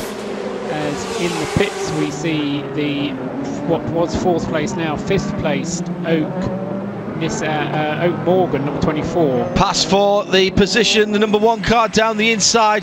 That looked rather too easy. Was that given back? Oh no, Christensen fights back. It just seemed as though he didn't defend into turn 1 at all. Now he's going to have a look at the inside the Coca-Cola curve. You can't go there, Tom, and he backs out of it. Thank goodness. And that would have been very, very dangerous at that very fast part of the circuit. Hopefully see that again. Was Tom just surprised that his teammate was there, or did he back out of it? I would be surprised and not a tad disappointed if we were seeing team orders being applied. I just don't think we will. Don't run into each other, guys, but by all means race. Don't run into anybody else either, never mind about this. No, I don't think it's team orders at all. I think he got position early, didn't he? It was purely done on the on the way that the cars were running. You do get that extra tow when you're following 2 cars rather than just one, and that probably helped Lotterer there as he was making his move. Graham Goodwin is in the press centre at Fuji, and one of the things that's impressed us is the quality of the racing, but you've been looking at the quality of the machinery as well, Graham. Well, happy to say, John, that we started this race with 27 cars, and with more than 4 hours gone, we've still got 27 cars running. We have had a couple of cars of that time in the garage, but 100% reliability so far. Also just been handed the least surprising news of the race so far, which is there are no team orders at Audi. Okay, that's reasonable. Very good. That's the official line, and they're sticking to it.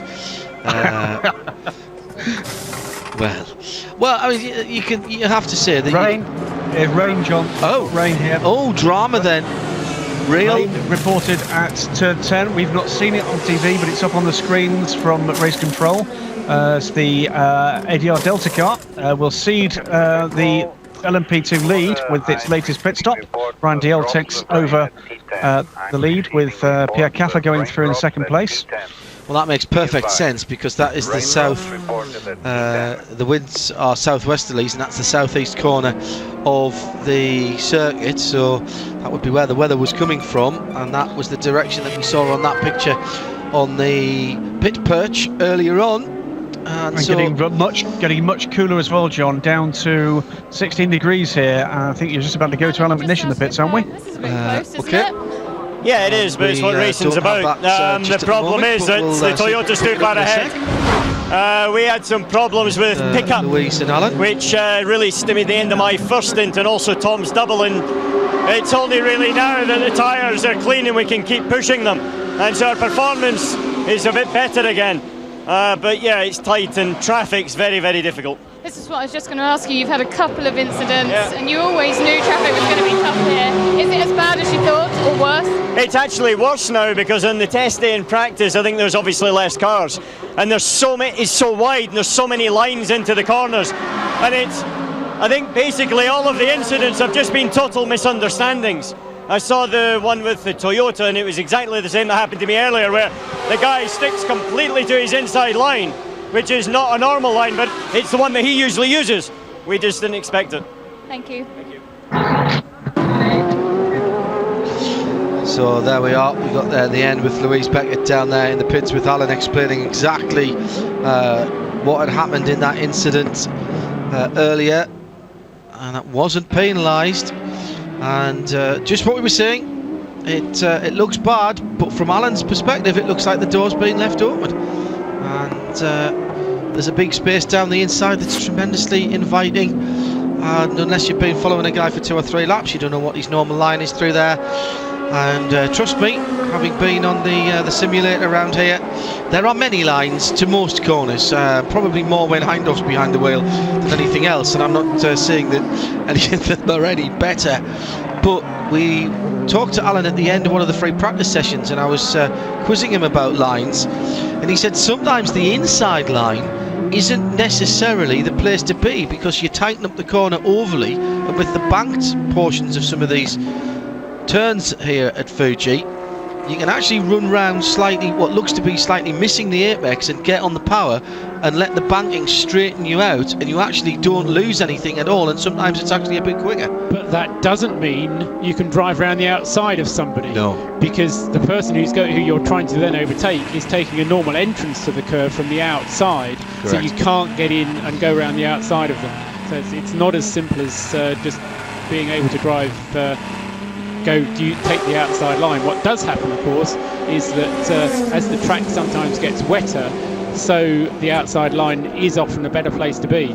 Yeah, you look for what's called the karting line. Stay away from the apex where all the rubber is down. Definite signs of precipitation on the windscreen of the #1 Audi. At the moment, it's what Nick Damon likes to call psychological rain. And if you're a motorcyclist, you know exactly what that means. You get a few spots of rain on your visor, and all of a sudden you're scared witless to put the bike over. At the moment, these guys they're far too experienced to get spooked by this, and they will be feeling what grip there really is there. So Andre Lotterer's response is to set the car's fastest lap time of the race. It's a Quattro, with revels in these conditions. 1:28.391, the fastest lap for the #1 car. As into the pits comes Ryan Diel. Brings the 44 Starworks HPD down pit lane, and Stefan Sarazan is ready to get aboard. So there'll be no let-up whatsoever in the attack from the championship leading car. They're looking to nail this right down by the end of this race and walk away with the silverware. Pierre Caffer still runs second in LMP2, and he was something like, what was that, 30-40 seconds back from the lead car before that pit stop. And he comes down pit lane now, so he follows Dale down, and that gap at the point at which they crossed the start-finish line was just a tad under 36 seconds. That's 36 seconds to keep the championship alive, John. It's interesting that, because on the previous round of stops, we had 49 stopping before 44. That's right. Whereas on this occasion, it's been 44 stopping just before 49. Graham pointed that out. Just behind that, Nick Leventis brings the Stracker HPD from LMP1 into the pits as well. He's in 7th place, and he'll be handing that car back to Johnny Kane in all likelihood. Difficulty in this situation is, should you take a risk and put intermediates on the car already? The answer is no. You've got to put slicks on, because it's just not wet enough for any alternative. It's a very, very brave engineer or strategist who goes from slicks to winters. It's coming back onto winters from wets that gains you the most advantage. Ray now reported turn 3 as well on the screens here. No sign of it in front of us on the start-finish straight, and no sign of people donning coats and putting up umbrellas. So what it may be is just a passing, swift shower, guys. It might not have a big part to play here. PCOM seem to think they're doing a good job, congratulating each other down in the pit lane. Well, you are in a fairly mountainous region when you're anywhere near Fuji, and that does create strange weather patterns, of course, as anybody who lives in the Lake District or around Manchester will know. Less of a volcano in that area, though, isn't it? You have never been out in Manchester, clearly. I looked it up. 1707 was the last eruption from Mount Fuji. What, just before 10 past 5? Yes, exactly. 10 past 5. On a Saturday? Absolutely. The Toyota, if you get a look at it on the screen, is closing in on the Audis ahead of it, so it's almost worth looking at the gap the other way around now. It's just about 12 seconds separating the Toyota from putting a lap on them, the Audis, and with a prospect then of getting a lap ahead.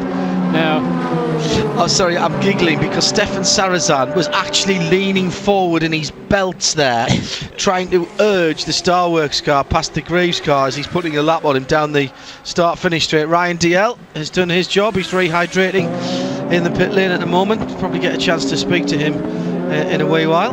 He's having a drink. He's rehydrating. How was that wrong? Simple English. Okay, he's having a drink then. So meanwhile, as we wait for the rest of the LMP2 stops to just wind out, Kevin Weeder actually leads LMP2 just for the moment, and Antonio holding out his hand and looking to see whether or not we're going to get rain on the start-finish straight. He's clearly expecting that we might. John Martin, though, is closing right down on the Lotus LMP2 now, and it's not going to be very long before the ADR Delta car is back through and into the lead in LMP2. It took 4 seconds out of them last time around, Graham. No, I mean, yeah, I mean, Kevin Weider, very much the gentleman driver. John Martin, very much not. Not to say he's not a gentleman, but he's rather more of the professional end of the scale here, isn't he? Yeah. Guess who just set fastest sector time in Sector 1? Andre Lotterer. So he doesn't believe in psychological rain. No. And, he's listening to you. That's what he's doing. He's listening to you, and he's watching that gap hole. He's listening into Radio Le Mans in the cockpit, and he's decided it's time to get a bit of a hurry up. Exactly so. He doesn't want to get lapped by the race leader. Of course, it will be Tom Christensen who gets lapped first, he being in third place. And the last couple of laps, Kazu hasn't been quite as quick. Now, this is possibly, although he's been consistently under the 130s. In fact, the last time Kazuo Nakajima was over 1 minute 30 was some 5 laps ago. And I'm just remembering, of course, that Nakajima is now on his second stint on that set of tyres, whereas Audi is running on new tyres on every stop. Correct.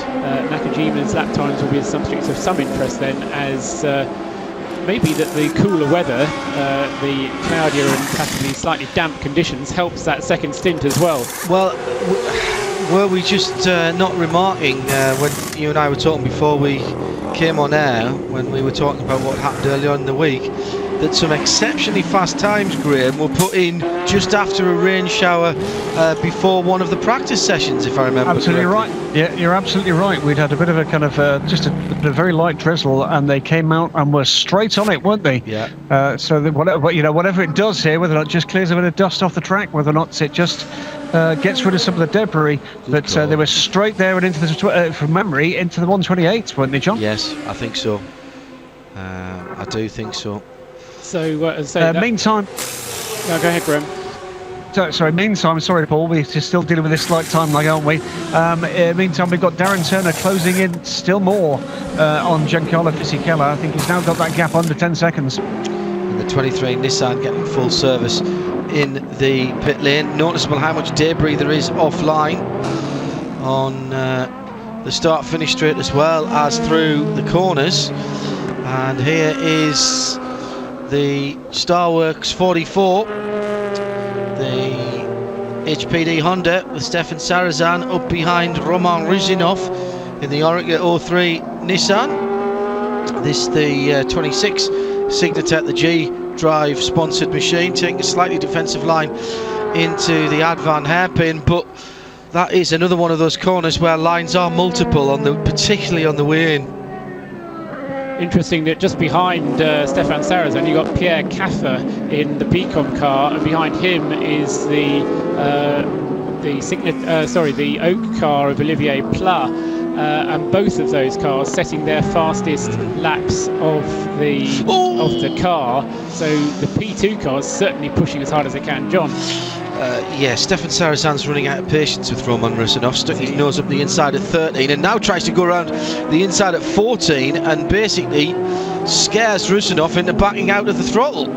That was a very, very robust manoeuvre, absolutely fair by Sarazan, but you could see he was losing his patience there as Alex Wirtz, without helmet but with his suit done up, paces across purposefully from the pit lane wall back to the pit lane. Into the aforementioned pit lane comes Andrea Bellicchi in the 13 Lola Rebellion B1260 Coupe.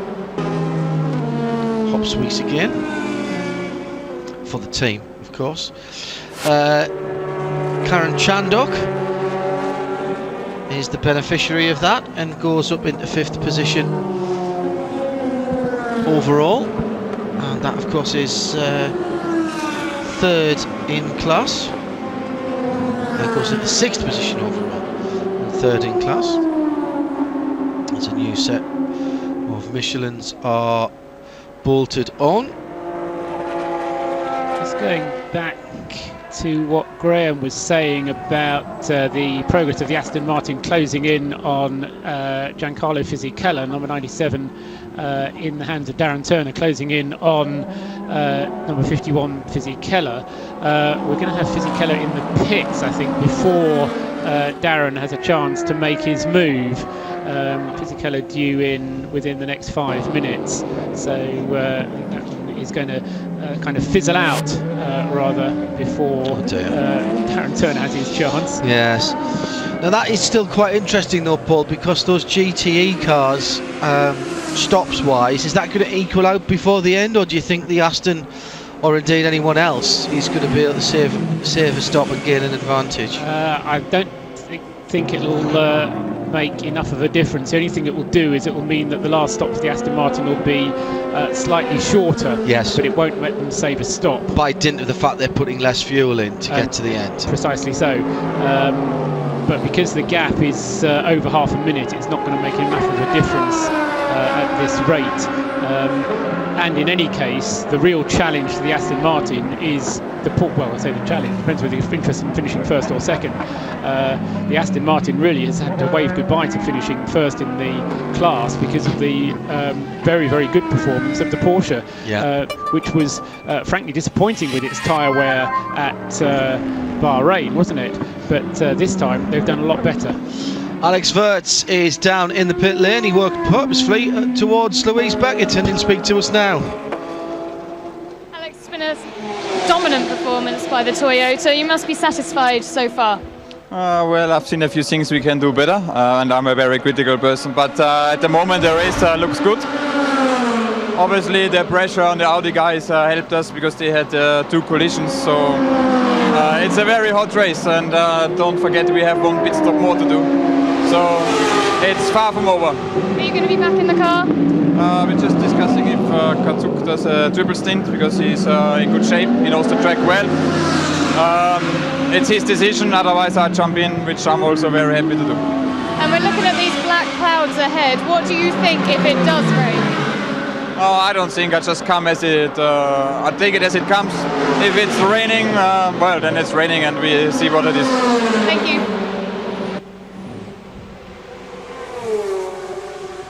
Love his attitude.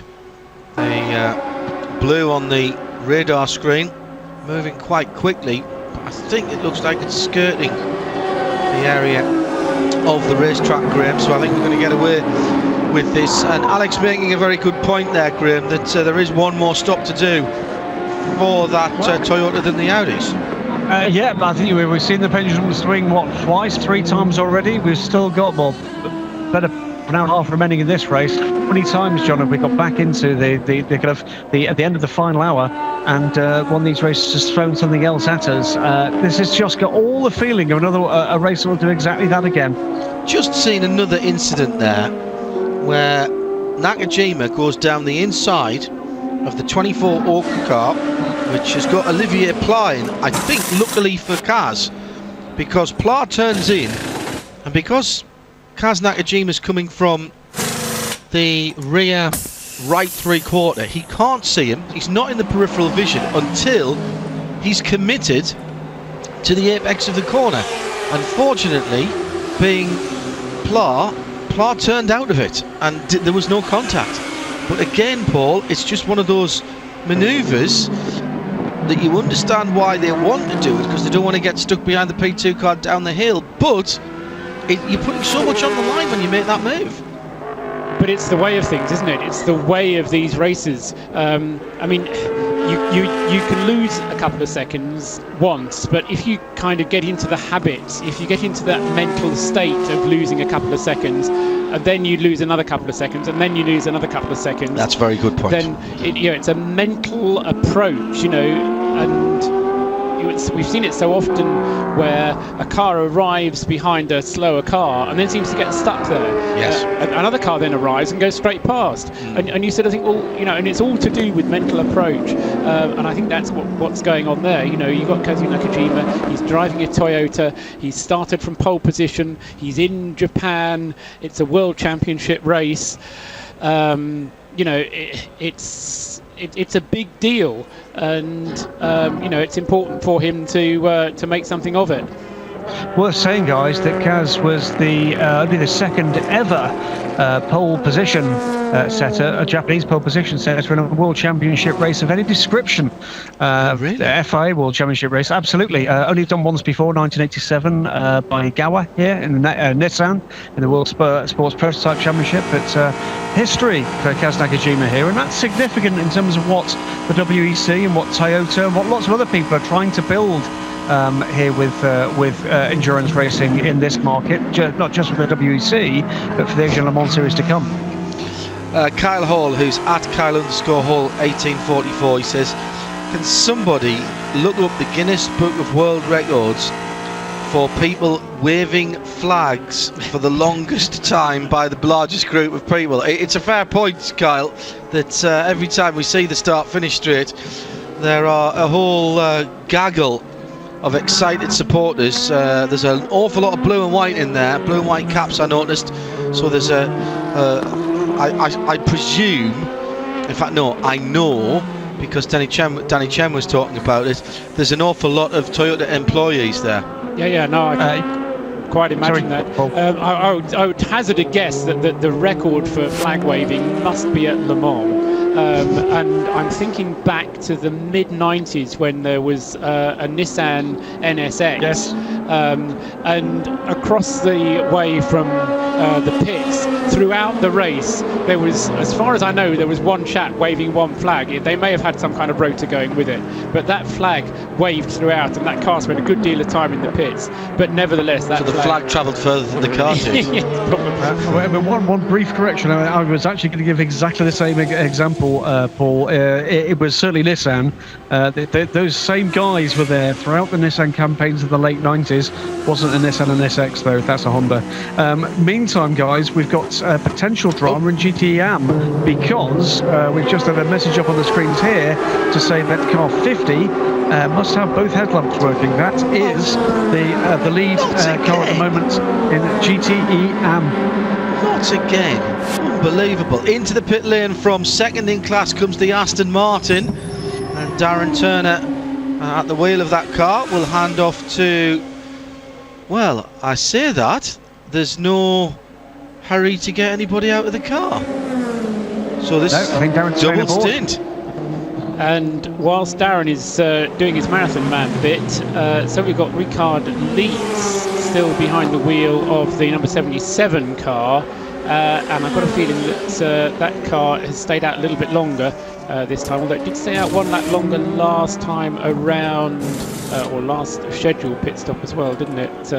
Leeds then still leading that class by a comfortable half minute over the Aston Martin and AF Corsa Ferrari, and it always seems to be the AF Corsa Ferrari which just seems to get back out just before the Aston Martin does. Yes. The screen showing that on the split at the moment. Oh, it's going to be tight. As no, one comes the across Ferrari the line, goes, yeah. and it stays being about 10-15 seconds of a gap. The Aston Martin comes out of the pits, and the pit time given for yes, Darren Turner staying behind the wheel, 1 minute and 24 seconds for the Aston. It took 1 second there on the pit stop, but it was the fastest lap of the race for the 51 car, 141.194 for Jimmy Bruni. Really? So he knows what it's all about. But just want to just before we forget the efforts of the car ahead in that class, it's been a pretty faultless race, aside from the fact they seem to be a magnet for other people's trouble for the 77 car. It's great to see them back on form. We've had lots of kind of long faces of Feldmeier Proton throughout the season, but hopefully we might actually get to see a smiling Mark Lieb at the end of this race. I forgot what that looks like, and it's a nice thing to see. I do have a question about that, because remember when McNish and that car came together? Sorry, it wasn't McNish, was it? It was the other Audi, the number 1 Audi. No, it was McNish. Sorry, I am getting tired. Anyway, when the Audi and that car came together, they were battling for the lead in GTE with the Ferrari, and since then they've cleared off. Now, the Ferrari hasn't had a problem as such, Paul, the 51 car. The 77 Porsche has just gone longer and had a very, very decent pace indeed as it comes into the pit lane now from the lead of GTE. without wanting to compare drivers, I think the difference has been Giancarlo Fisichella. Yeah, and not in a positive way. Because although Bruni can certainly match the lap times, Jimmy doesn't quite, Fisichella doesn't quite get there, and so I think that's been the main difference, and it's not been a massive difference. You know, we're only talking something under 30 seconds, so it's a close run thing as the Porsche pit stop continues. It looks like they're going to put some fluid into that car as well. I thought I detected a slight limp from the driver as they got out there. The problem is, of course, for Fizzy, and again, this is not personal, I'm just telling it like it is, there are a lot of people who are ready to jump in his shoes. A lot of drivers currently working for Ferrari, some who currently aren't working for Ferrari, but I can think of one who lives around the corner from here, and that would be Matt Griffin, who would love to get a full-time drive in the WEC. I think I agree with you, John. The one disadvantage that Matt's actually got is he's not Giancarlo Fisichella, and what do I mean by that? I mean, as I look to the left out through the window, Forza Fizzy. There are lots of people here who've come to see Giancarlo Fisichella. No, absolutely. And that's nothing against Matt whatsoever. He can't help being Matt Griffin, or more particularly, he certainly can't help not being Giancarlo Fisichella. The other thing I'd like to make a point about with GTE that certainly has improved since the early phases of the race is that the Porsche has found better grip. And that certainly helps with not just the lap times, but the consistency with which both Richard Leitz and Mark Lieb have actually been able to perform in the middle part, now the latter part of the race. Let's just underline, by the way, Simon Hawkins at Plantman300 has tweeted at Specutainment. Let's just underline, while we're talking about the GT Pro, Darren Turner is double stinting, and I reckon that means he's going to do 2.5 stints actually. Graham? Trouble, John. Trouble. There looked like there's contact there between the number 1 Audi and the 22 JRM HPD. It looked to me like, yes indeed, it was contact to the right-hand side of the Audi it took. The apex return there, it sent Karen Chandok off the circuit briefly, rejoined. Both cars have rejoined, appear not to be too far delayed at the moment. Let's see how that one winds out. But that incident under investigation. It goes on, doesn't it? Yes, it really does. And it always seems to be an Audi that's involved in it for one reason or another. The Toyota still being able to keep its nose clean, although I was about to mention I was about to mention that Nakajima not lapping as quickly as the Audis. I was suggesting earlier on that gap was coming down and that the Audi were about to possibly lose a lap to the Toyota. Well, it's the gap has come down from 1 minute 18 down to 1 minute and 4 seconds now between the first two cars. So Lotterer and Christensen increasingly unlikely to be lapped, and of course Nakajima's going to be the next one to come in for his pit stop, either to hand over to Alexander Wurz or not, depending how he feels, but in any case to get a new set of tyres, because that car will need tyres at its next stop, which should be at around about lap 190, which is in 6 laps time. It hasn't got much... Sorry, Grim, go ahead. Sorry, you've got a developing battle here, John, for 4th in LMP2, but that's because Olivier Pla is the next man to close in on the slower driver ahead of him, Kevin Weider, who did lead the class, of course, not so very long ago. He's now down to 4th in class, behind John Martin and Stefan Sarrazin and Pierre Caffer. Those three separated by less than 40 seconds. Weider, though, is being reeled in at a rate of knots, unsurprisingly, by Olivier Pla. Yeah, he's got him in sight. Target acquired, as I say. I think he's going to be through before, possibly before we get to the end of this lap, and certainly I think as we get along the start-finish train for the completion of their lap 173, I think it is. He's got to get past Kiko Ihara first of all, who is a couple of laps back, but Kudos has been lapping consistently. I've been watching the times. 1 or 2 people have pointed that out on the social media. Here comes Olivier Pla, goes to the right hand side of Kiko as they go around into where is that? That was through into the 100R, I think. It's a very tight shot. No, in fact, it was the end of the lap, excuse me. 13, 14, 15 and 16. And that means that Olivier Plat clips onto the back of the black and gold machine, pulls out the driver's right. He's already alongside, ekes the nose ahead just a little bit. He'll be scored ahead at the line. Now it's maybe 3/4 of a length. Now spreads it to a length. Now there's a bit of air between them, and very cleverly uses the Felbermayr Porsche. Of course it's the Felbermayr Porsche to hold that Cordova Coupe on the inside and not allow them to drop back into the slipstream. Well, be interested to see at the end of this lap, John. We've got Kevin Weider there in the Lola Judd, the Lotus LMP2 car, the 32 car, just ahead of Keiko Ihara, and the same chassis, different engine, the Nissan engine.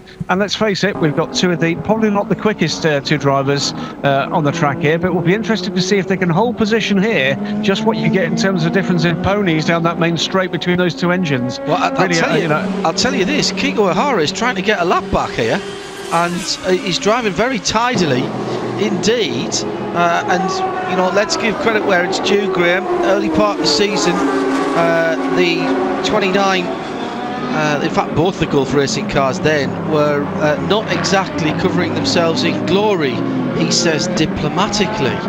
A master of understatement there, John. It has to be said that in the last couple or three races they have got much better, to the point where there have been several hours of the races where we've not mentioned them at all.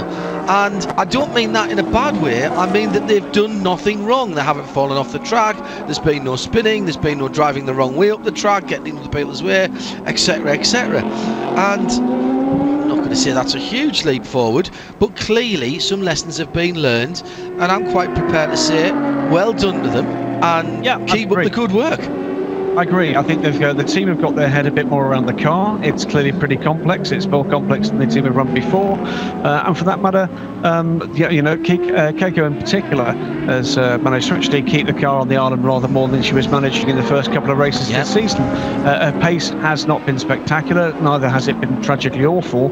And she's learned, I think, a lot more about how to position the car, which was one of the bigger problems at the start of the season. This has been a good growing debate in LMP2. We're talking about the kind of driver classifications. We tend to focus in on, should Alex Brundle have been silver, blah, blah, blah. Well, the reality here is there's a lot to talk about here about bronze drivers too. An important part of the package. The one thing you can say, by the way, about a bronze driver is a bronze driver is not allowed to drive an LMP1 car.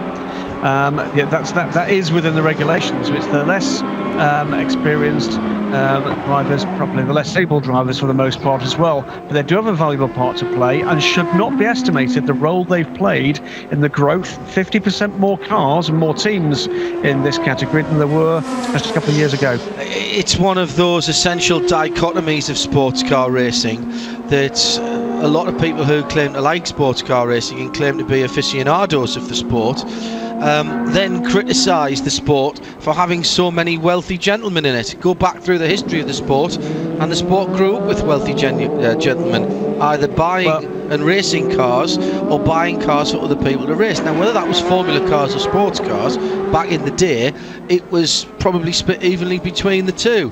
It tends now, of course, with the way sports cars have developed and formula cars, and particularly Formula 1 has developed, that it has been just the sports car side of things where that still happens. Looking at some highlights on the screen of the last hour's worth of the race, or last couple of hours of the race. The two Audis driving into people at turn 10 deemed to be the highlights, certainly talking points. Well, I think certainly just for another quick moment as we're watching the Toyota now bearing down on the number 2 Audi down the main straight again, the point about the gentleman drivers and their contribution is very well made. Just look down the list of drivers we've got here this weekend, John, who would not be in a job as a professional driver were it not for the contribution that they're making. People like Johnny Kane, Danny Watts, Olivier Plat simply would not be here in racing were it not for the contribution financially and in sporting terms being made by the likes of Nick Leventis, Jacques Nicolet, etc. Anybody that decries the efforts of the gentleman driver in sports car racing, I'm here to tell you, face to face, any number of times it takes, you're wrong. And that is one of the things about the GT rules that you have to be very, very careful about in designing a new GT category or tinkering with the GT rules. As somebody pointed out on Twitter earlier today, and I'm sorry, I can't remember who it was, and it's a long way back through the timeline, the success of the programs like the Blancpain are not necessarily down to the specification of the cars, it's down to the way that it attracts gentlemen drivers for a very fast-paced, short beginning to end weekend of racing. But there is a problem in the GT3 cars are becoming more and more expensive, $350,000 dollars and above, as in comes the leader. Yes, this is Kazuo Nakajima then coming in probably to hand over to Alexander Wurz. He's done a double stint, the tyres have done double stint, and they've held up better on this occasion than they have done on previous ones. In the hands of someone who perhaps knows this circuit better than his teammates and would know how to apply power and which part of the track to be on. Fair comment. There's a big question mark at the end of that, but I'm rolling that ball in. Yeah, fair comment. Comes in on 89 laps, so it was one lap early, 31 laps on the stint rather than 32, but Lapierre did a 31 lap stint, so he can point to that and say, well, he did it, why shouldn't I? One more stop will be required from the Toyota after this stop to get it to the flag. And of course one more stop is also required from both of the Audis, which are of course not in the pits at the moment, but we'll have to make one more stop, but that will then take them to the flag. So as the two leaders, Lotterer and Christensen, now go through across the start finishing line, take over first and second in the race, Alexander Wurz heads down the pit lane in third place. And the complexion of the race will change again, but the two Audis due in for their respective pit stops on or around lap 197, 198. So they've got another 8 laps to go before they have their stops. Whilst on the subject of other stops still to come, I've done a quick calculation, and all 3 of the leading GTE Pro runners are going to need to come in and do another stop before the end. Any time now, I would. Well, it depends which way they want to do it, but you're getting into that window now, not far away, just on an hour, isn't it? Although they were a bit earlier than an hour actually here, interestingly enough. Well, yeah, the Ferrari comes in a bit before an hour, the Porsche and the Aston Martin came in a little bit over an hour, so that's the kind of critical factor for those cars. But the important thing is that they're all 3 of them roughly on the same kind of schedule, and the only difference is going to be the length of the pit stop for all 3 of them. As once again we see Darren Turner closing in on Jimmy Bruni this time. So Darren, having been closing in on Giancarlo Fisichella, closing in on Jimmy Bruni as he comes through. A lap just completed from Bruni, and we'll see what Darren is able to do as he comes through, closes the gap down to just 13 seconds. So 13 seconds is all that separates Jimmy Bruni in second place from Darren Turner in third place in GTE Pro. Now the 13 car's going slowly. That's had a spin, John. That's had a spin, and it's just about to lose the position actually, because that means Johnny Kane's right behind Harold Premat as they come down the drag strip, if you like, start finish straight. Kane pulls out, driver's right, and has he got the ponies to go make that move? He's not. He's going to pull back in behind.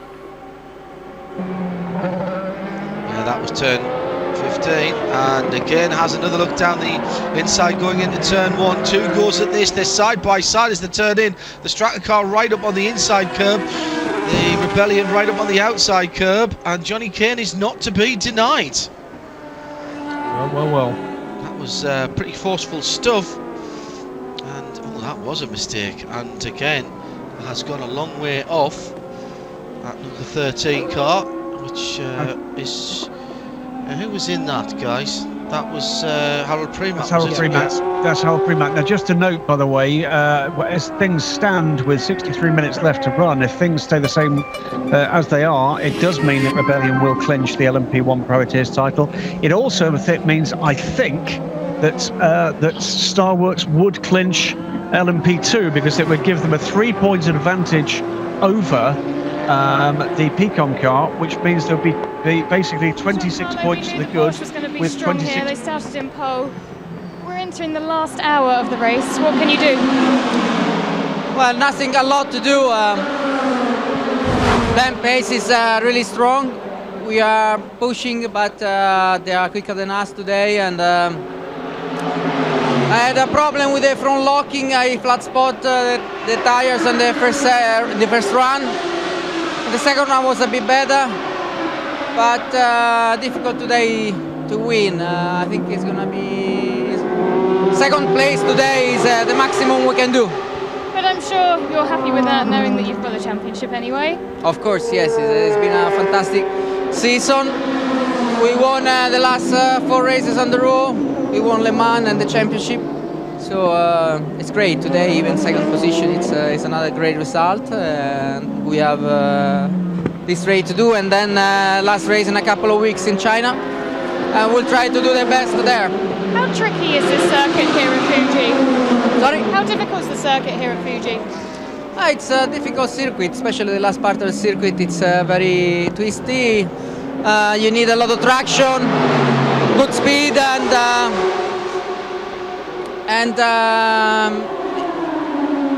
a good car, obviously. Today Porsche was stronger, so that's all. Thank you. Giancarlo Fisichella with Louise Beckett down in the pit lane, having just got out of the number 51 Ferrari, and just not had the pace today, Giancarlo. Not the 458 hasn't had the pace, at least in his hands, and we're talking about such small margins. That's the thing when you've and there is the leader right off the circuit, and that was coming through turn number 5. That's the 100R into the Advant corners, and that was a long way off, and the Toyota supporters out on the circuit are giving that car a good look as it goes by. Given that everybody is driving so close to flat out now, at the sharp end of any of the classes, Paul, really you can't afford to be a couple of tenths or more off the pace.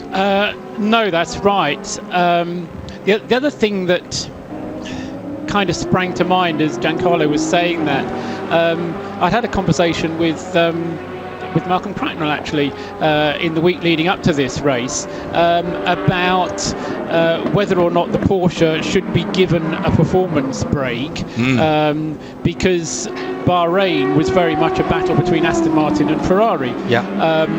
And as a result of the various things that have gone on in GTE Pro this year, there's been various little adjustments made as the season has progressed. And my feeling is that, a bit like the Toyota wheel arch extensions or extra wings, it's far better to leave the rules as they are and let people get on with them, rather than always just tweaking here and there, because otherwise you get to the situation where, in effect, what you're doing to the World Championship is putting success ballast or success handicapping into it. And whilst you do that at the beginning of the season, I don't think it's the right thing to do during the course of the season, to keep changing it. And isn't one of the things we love about this sport, certainly one of the things I love about the sport, is that not all the cars have the same strengths and weaknesses. So as you say, you go to Bahrain, it's hot, you can't get any grip, the car's burning too much fuel, you're coming in 3, 4 and 5 laps ahead of everybody else. You come here, you've got the most frugal car, and you're getting better mileage, and you're getting grip because the engine's hanging out over the back wheels. Well, that is the absolute definition, if you like, of sports car racing, where one week you're the you're the fly, the next week you're the windshield. Yeah, quite, yeah, something like that. 0 to 0. A black and orange flag, which is required pit stop for headlights. Number 32, it's the other Coeurdre Lotus Coupe, the LMP2 Lotus Coupe, which is the Kevin Weider car, which has been pinged already for having a front left headlamp not working. 5th position, that car. And it's now got to come into the pits to have that rectified. That's the guys. The other 32. the other guy that was pinged earlier for one operational headlamp, which was the 50 car, the GTE leader, of course. So potentially quite significant there. They seem to have just lit everything on the front of that car, so there are lights on both corners. So you've got fog lamps, you've got one headlamp on main beam, one on dip beam. So they should be okay. They have, as Paul observed, about a lap to the good over the 88 car, where to really keep that championship battle, nice and lit up, it really did the other way around. We're going to clinch it here. That is one title that will go down if things stay the same they are to the final round. Here's a pauser for you, Paul. When is Tom Christensen due in next? Lap 197. All right, so 3 to go. Can he go to the end from there? Yes. Right. And when is Lotterer due in then? Lap 198. And he can obviously go to the end from there. And Nakajima. Nakajima will come in, well, it's up to him really, but he'll have to come in before the end. 222 is what I've got on the schedule here, is as long as he can stay out on the fuel that he's got aboard. The race, I suspect, will go to about 232. Okay. So he'll be 10 laps short of a full tank full. Okay. Now at the moment, we have got that separation of the two Audis, Lotterer, Nakajima and Christensen, so it's Audi, Toyota, Audi, and that's exactly the way that the Audi crews will want it, no matter what anybody else is saying, because that gives them the biggest spread possible in points for the championship.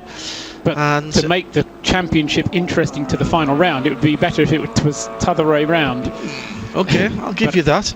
We're inside the last hour, gents, and again we find ourselves talking about the last 56, 57 minutes, and other than the pain in my legs and my ankles and the undoubted tiredness and tension across the shoulders, I can't actually believe we've been racing for 5 hours, Graham, to be quite honest, and there's still plenty of questions to be answered. One or two of the crowd suffering from being up, I'm sure, very, very early and queuing to get in.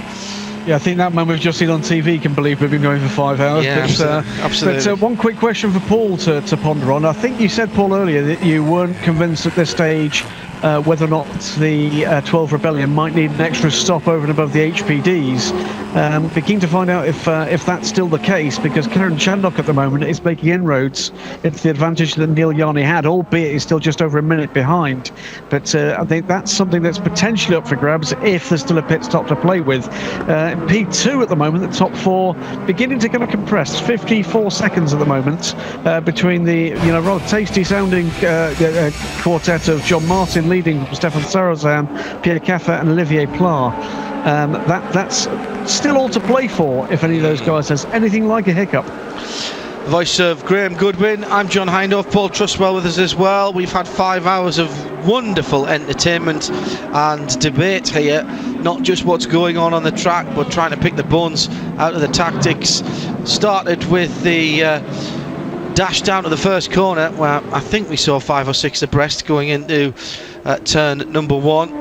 Alex Wirtz using the supercapacitor power to pull away from the two Audis. Alan McNish got into second briefly, but then was beaten into turn 10 by his teammate, and things went from bad to worse for the Scotsman, because as they came through the GTE leaders, it looked as though the Porsche was going for the lead in GTE. Alan McNish tried to hit the gap, and then the door was closed very firmly indeed. Fortunately, it didn't really affect either of the races. Then a mistake by the leading Toyota that allowed the number 1 Audi through into the lead in P2. Wasn't all plain sailing, and that's in fact the Up P1 car just locking things up going down into the Dunlop the Dunlop chicane area. And a most bizarre move where the Toyota seem to be on the wrong pedal. The P2 battles have been fast and furious too, with Ryan DL getting back into the thick of it, and then more Audi self-destruct button. First of all, the number 1 car with the Aston Martin number 97, and that was deemed avoidable contact, and so stop and go penalty for the number 1 car, as Ryan DL continued to pick off the P2s. And then Alan McNish flashing his headlights. I've got room to go through. Ooh, no, I haven't, as he dived inside the number 44 Starworks car. Championship implications then for both of those vehicles, but no further action assessed. Then the pit stops, which had been giving us the to and fro at the head of the field, with typically the Audis changing tyres every stop, whereas the Toyota double stinting the tyres and only changing with the drivers. The Audi have gone through a bit of bodywork this weekend again. Not the first time we've said that this year. Or to have the carbon contract for fixing the noses for Audi. And again, there's another one that I didn't see that one at the time. That was the 22. That was the one that happened during the commercial break, wasn't it? Yes, absolutely. So that was another impatient Audi driver sticking it up the inside, and we've just had a pit stop for the number 1, Andre Lotterer. Didn't see whether he got in as we were going through the highlights there. It was fuel only, John. So is that the first time that they've done a fuel only stop then, Audi? It is. Yes, that's the first fuel only stop for any Audi. And 56 seconds is all it was. And the great thing there is, because we've had a drive-through, and it was a stop-and-go penalty, wasn't it, for that car. I can now tell you how long it takes to put fuel in, which I'll do later. And you can read about it on dailysportscar.com. He says trailing ahead. That's fine. I have no problem with that. Don't forget, Wednesday night, 8 o'clock, radiolemans.com. Whilst we're looking at the TSO20, TSO 30, excuse me, I have still got the GT1 on the brain, having been to Cologne to see that excellent facility and the cars there. And let me tell you, there were some very, very tasty and unexpected visual delights in the shape of a variety of racing cars. Hear about it Wednesday night, 8 o'clock on radiolemans.com. Don't forget, in the last hour you can still tweet us at Specutainment or at Radio Le Mans, or indeed on the website, forum pages, www.radiolemans.com, as in comes Tom Christensen in the number 2 Audi, presumably right on tap, Paul. Yes, he's completing lap 199. It's actually one extra. Tom Christensen's always doing one extra. Just seems to get a better fuel consumption, always has done. And so Christensen then doing 199 laps, and they will... they're taking a tear off the screen to clear Christensen's view. Fuel going into the car, and this will lose that car in second place, whilst Lotterer was in the pits having his fuel only stop. Nakajima has now gone through and taken the lead once again. As I say, Nakajima will need one further stop, and Lotterer and Christensen will be hoping that they'll be able to close the gap. At the moment, I don't think it's going to work for them unless something else happens. Just having a look at the number 1 car coming in to the pit lane with the guys from Toyota and with the stopwatches out. Christensen and Lotterer now are on the same number of actual pit stops to have work done, because obviously Lotterer had to have that, or the number 1 car had to have that drive-through, so they've been into the pit lane 7 times, but only 6 times to have work done. So is that the real position of those 2 cars now, with the gap between them, whatever it is, when they come round next time around? Yes, there's 40 seconds. When they come round next time, that'll be the gap between them, and they will then be able to go from here to the checkered flag. as I say, the gap to what monitor is going to be Nakajima to Lotterer, and whether or not Nakajima is going to be able to get out in time before the Audi comes through, Lotterer comes through. The second of the two Audis, that is. Yeah. That's right. Yeah. Okay. Graham? So quite surprising announcement just had on the screen here, which is contact between car 23 and car 6 at turn 1. It's particularly surprising because we haven't got a car 6. Yeah, it was a really bad incident with car 9. Yeah, absolutely. But 23's season goes from bad to worse. They appear, whichever the car was that was involved with the Signatech Orica Nissan and 23 appear to have carried on. Got a brief yellow flag period there. We've got another yellow flag at turn 1 as I speak. And we'll watch as the Toyota powers down there, yeah. Let's have a look and see what we can see. Look at the PCOM car sitting in behind that there. Hardly lost any ground on the 7. And there's somebody off. Or is that a recovery vehicle? It might have been a recovery vehicle there. Jens Jensen has tweeted us at Specutainment. Did we hear no further action on the number 1 and the JRM, or just no decision yet? No further action, Jens, on that. It's a good performance so on far. the 1 and 22, there was no decision. Oh, no decision, excuse me. Sorry, I didn't. 1 and 97. What can you do to ensure you finish ahead of the Audi? 2 and 97. For the moment, we are not fighting for that. You know, we just want to get the win. Yes, we are pushing like hell from the beginning. No. So 1 and 97. 1 and 97. We take some risks because we have to push really hard for the Toyota, and even more after my mistake. Was no further action. That's a part of the race. 2 and 44 being Alan McNish with Ryan DL. The 1 and 22, which we only just saw there on the highlights package, was under investigation, and they then didn't tell us anything more about it. I think we can do it, you know, without a problem. Meantime, an LMP2, guys, John Martin's brought the leading car into the pits. That drops back to third as a result, as we wait for the final pit stop cycle with an LMP2 to wend its way around. That means Stefan Sarazan leads across the line next to Moran. He does so while he's down pit lane. So that will mean that Pierre Caffer, unless he pits this time around, will go ahead and take the lead.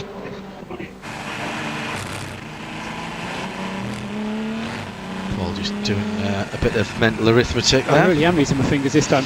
No, what's worrying me is Nakajima, of course. I didn't highlight this before, but Alexander Wurz never got into the car.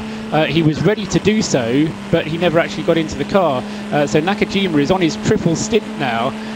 Now, it is conceivable that he'll do a quadruple, and I was just checking to see whether he can on the time, and in fact, yes, he can.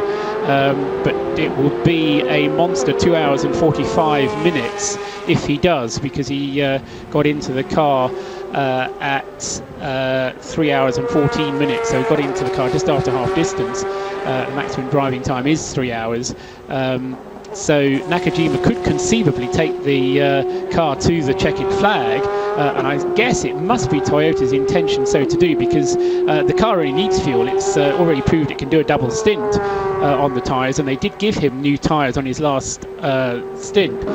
Does mean that Alex Wurz won't get to drive the car again, because Kazu, by saying, OK, I'll do a triple, in effect said he's going to take it to the flag, unless Toyota choose, and Kazu presumably decides that he's too tired to take it to the flag, and that then turns into a driver change. If it does turn into a driver change, fuel only change or stop, then of course it does give Audi a much bigger advantage, because at the moment they are teetering on the brink of being 30 seconds behind the Toyota.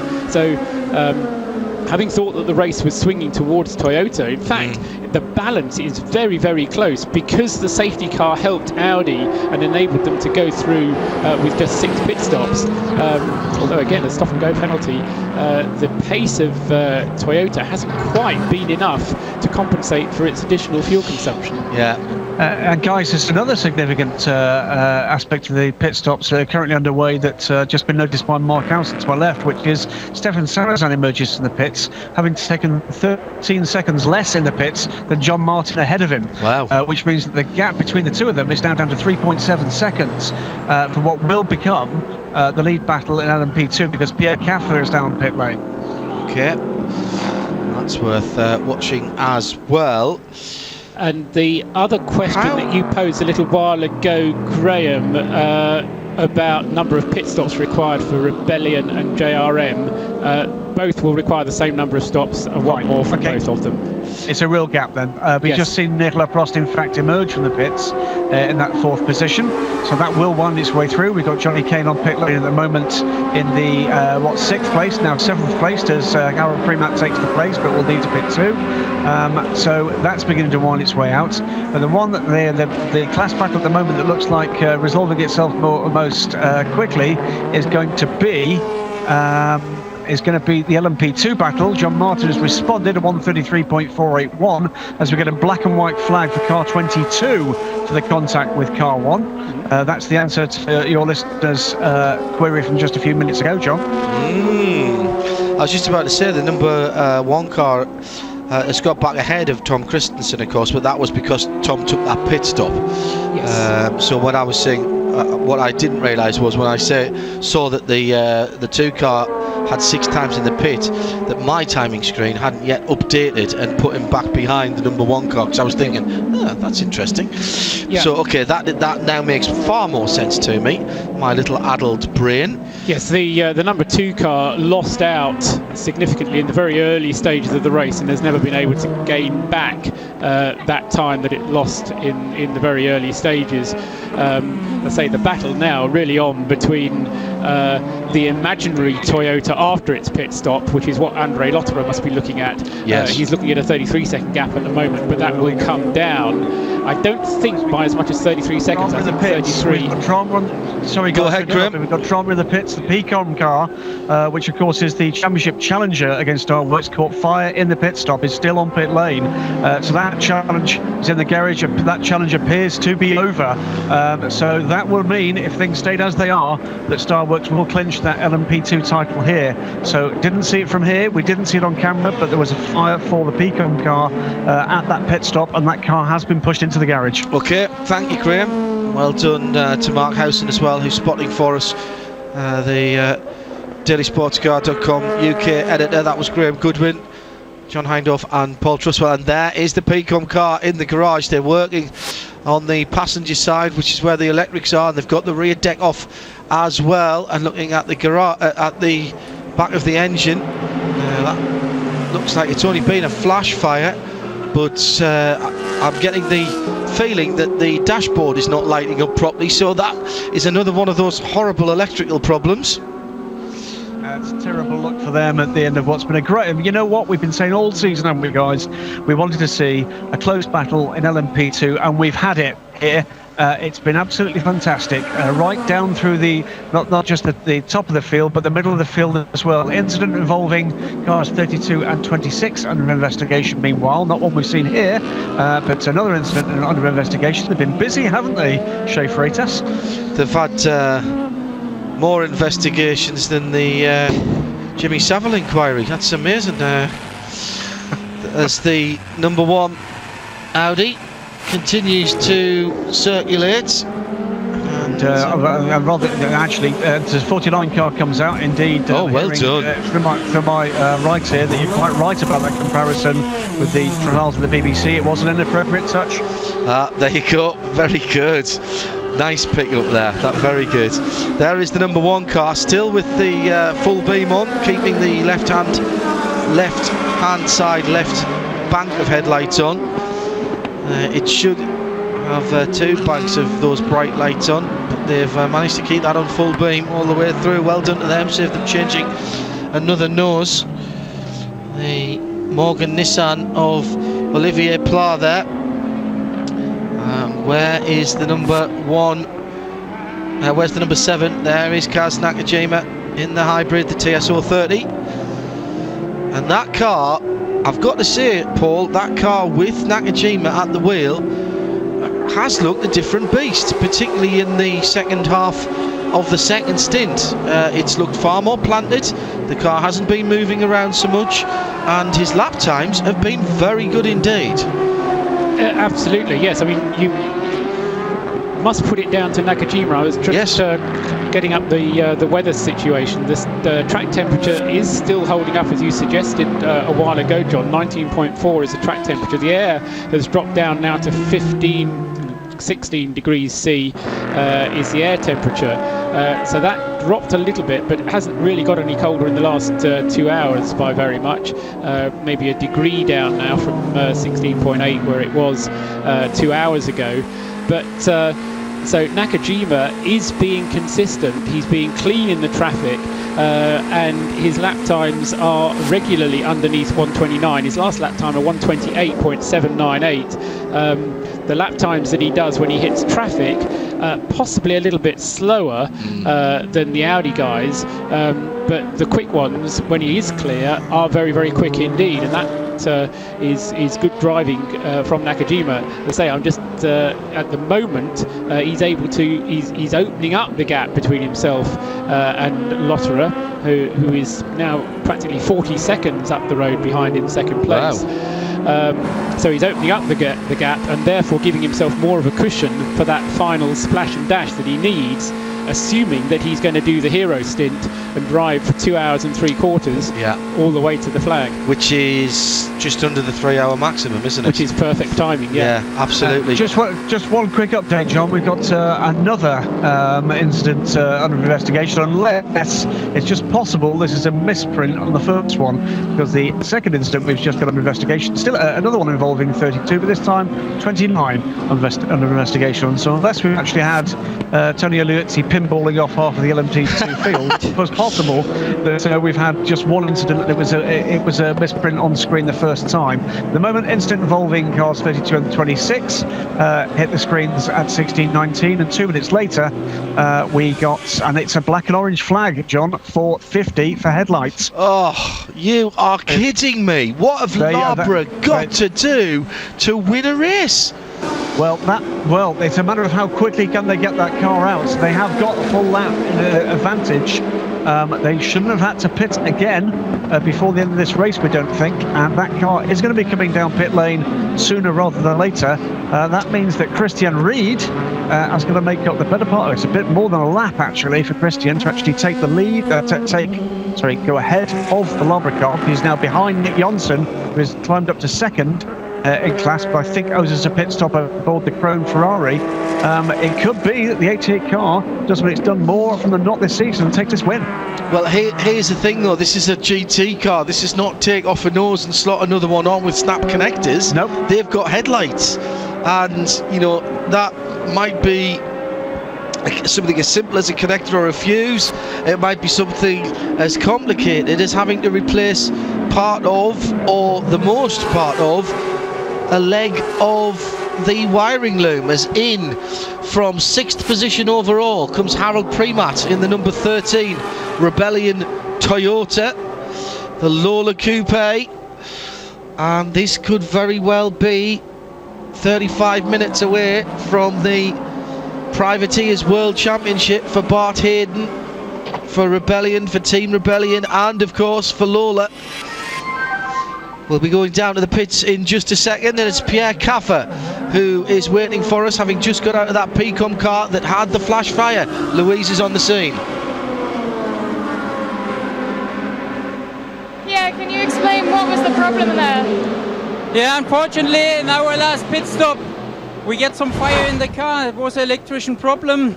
Finally, the car didn't start again, so we had to fix this problem before we could go out again. Unfortunately, we lost some positions, but anyway, it was a good race, and PCOM did an awesome job again. All the pit stops were nice, and my teammates drive really, really well, and I think we were in a good position, and there was a chance of the podium, so now we need to try it in Shanghai again. Thank you. Yeah. Not the first. Now, they're running a what? They're running the Oregon Nissan. Yeah. The P2 cars, generally speaking, have been a lot more reliable than I remember them, and they have been quick.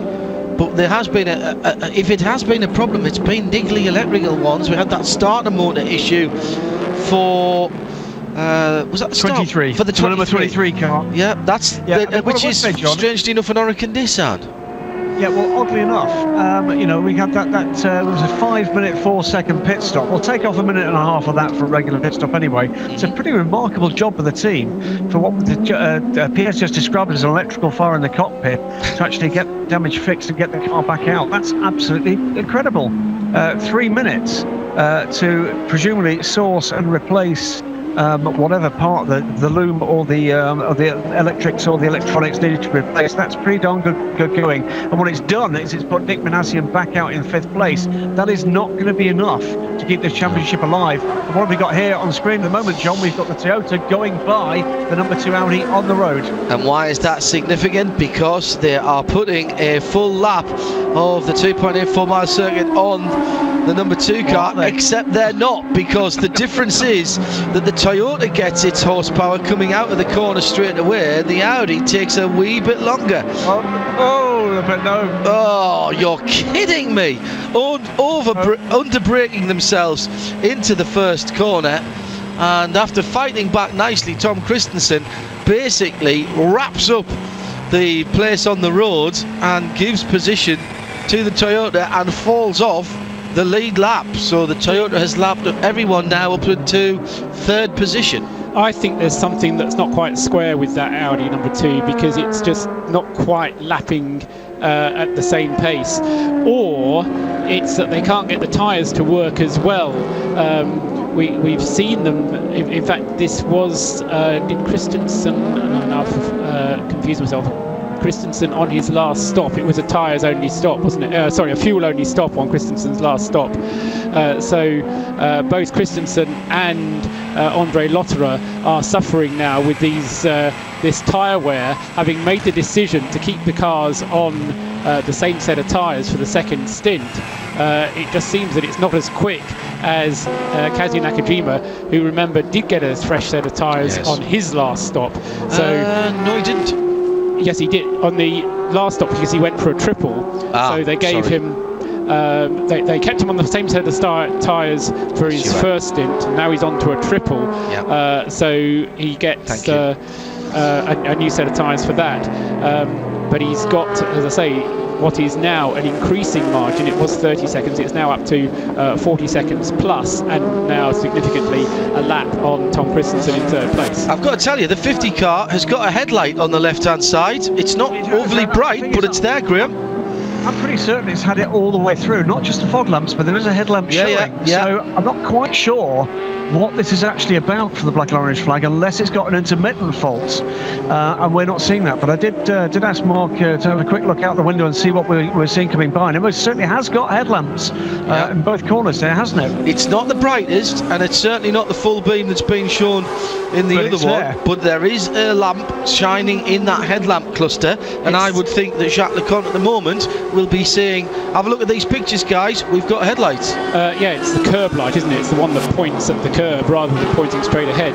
The problem that I see him facing is that once you're shown a black and orange flag, that's not like a driver warning flag where it's an advisory.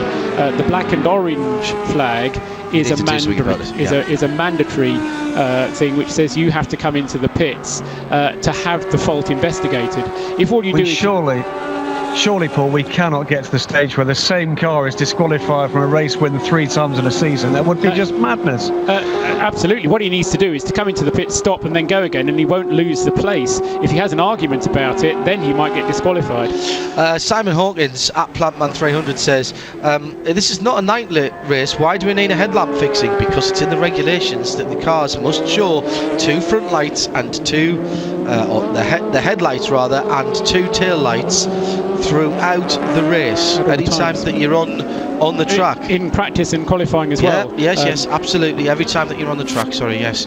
And what you'll see is that all of these guys have multiple lights within the clusters at the front.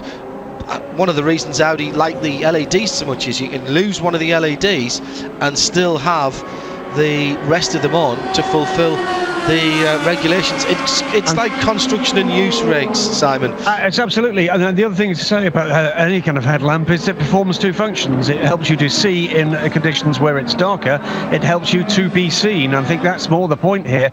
It's exactly the same kind of basis on which we saw so many cars pinged in Bahrain for the light panels on the side. Yeah. It helps the trackside marshals to actually spot which car might be involved in which incident, and it may be more recent regulation to do with newer technology has been available for racing, but that doesn't make it any less black and white as to what's in the rule book.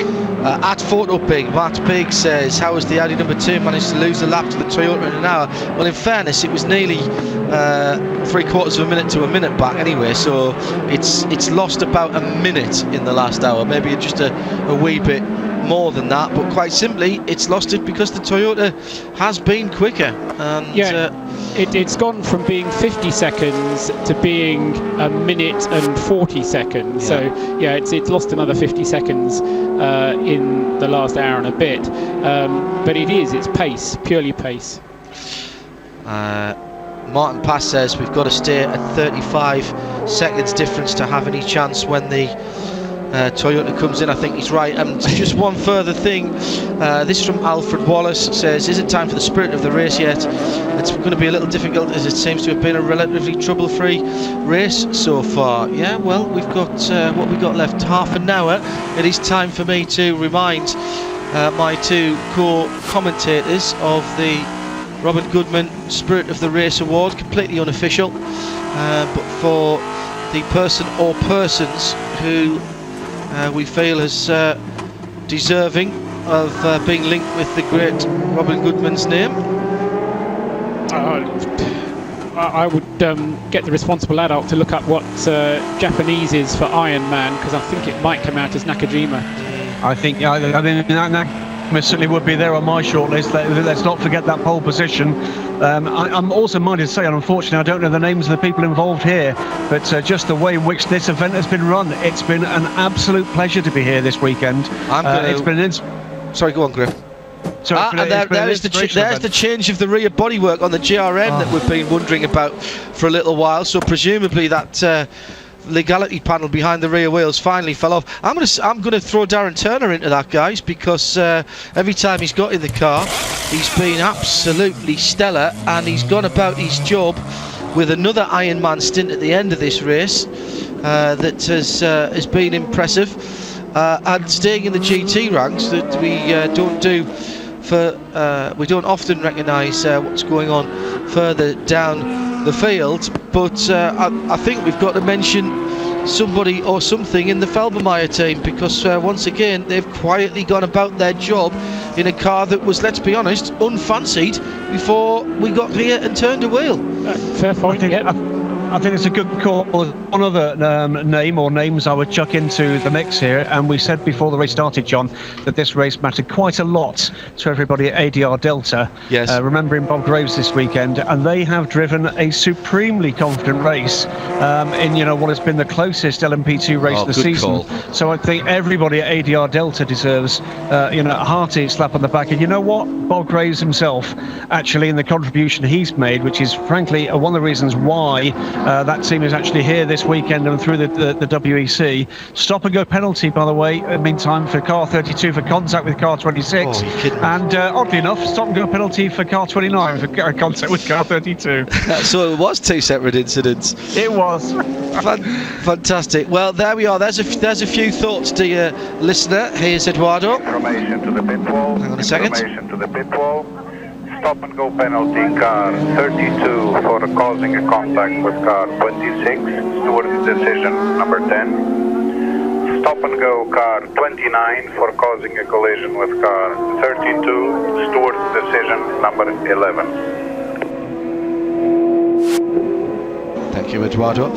So there you go, some ideas for the Robin Goodman Spirit of the Race Awards at Specutainment, at Radio Le Mans, or on the website make your feelings known, and we'll have a decision before the end of the race, which is now, Paul, what, 20 minutes away? 24 minutes away, yeah. Right, a little bit more.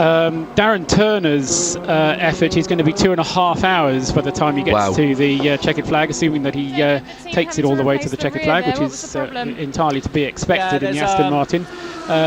Sadly, though, he's got still this 30-second gap that is between him and the number 51 AF Corsa Ferrari, which itself has a further 30-second gap to make up between itself and the Felbermeyer Porsche that we were crediting for a very good performance, and it has been a very good performance from the 77 Felbermeyer Porsche of Richard Lietz and Mark Lieb. And as I say, so just 1 minute separating the first three in that category. Similarly, just 1 minute separating the first three in P2 still, with the ADR car, the ADR Oreca Nissan leading the way from the Starworks car, number 25 leading number 44 by just 15 seconds. And then in third place in that class is the number 24, which is the Oak Morgan Nissan Olivier Pla, driving in car number 24, the car that he shared with Jacques Nicolet and Mathieu Lehay. And it has been a good race in LMP2. The gap between first and second, Martin Pass reckoned 30 seconds, 35 seconds. Well, 43 is just going to be too much, which is what it is at the moment. The car's currently on their 218th lap. As I said earlier on, I'm suggesting that Kazuo Nakajima with the Toyota will be in on or around lap 222, possibly a bit before, just for a splash of fuel.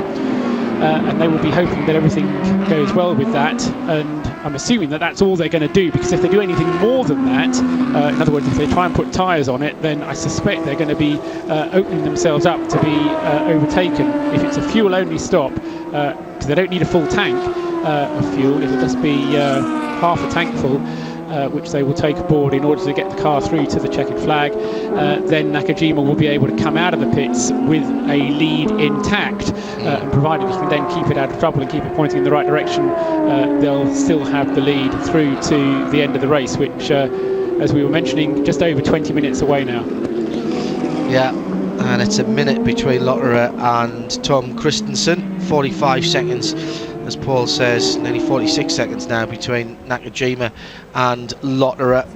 And the guys at Toyota are beginning to believe this is a phenomenal program. You know, we've said this before, but don't look at this program and think cubic yen or cubic euros have been thrown at this, and that's no disrespect to anybody who spends big money on motorsport, but this has been done on a fraction of the normal budget that you would expect. They've still only got the one car for this season. They're working on their budgetary plans for next year to see if they can have two for the bulk of the season, and they are getting ready for this final pit stop. The win at Sao Paulo, I think, a bonus for them, but they really believed they could do something at Bahrain. And let me tell you, there was a sort of a feeling of mild euphoria but slight disappointment when I was there a couple of weekends ago that they hadn't managed to convert at Bahrain. And if they can pull this one off on their home ground, and there is the stop and go for the 32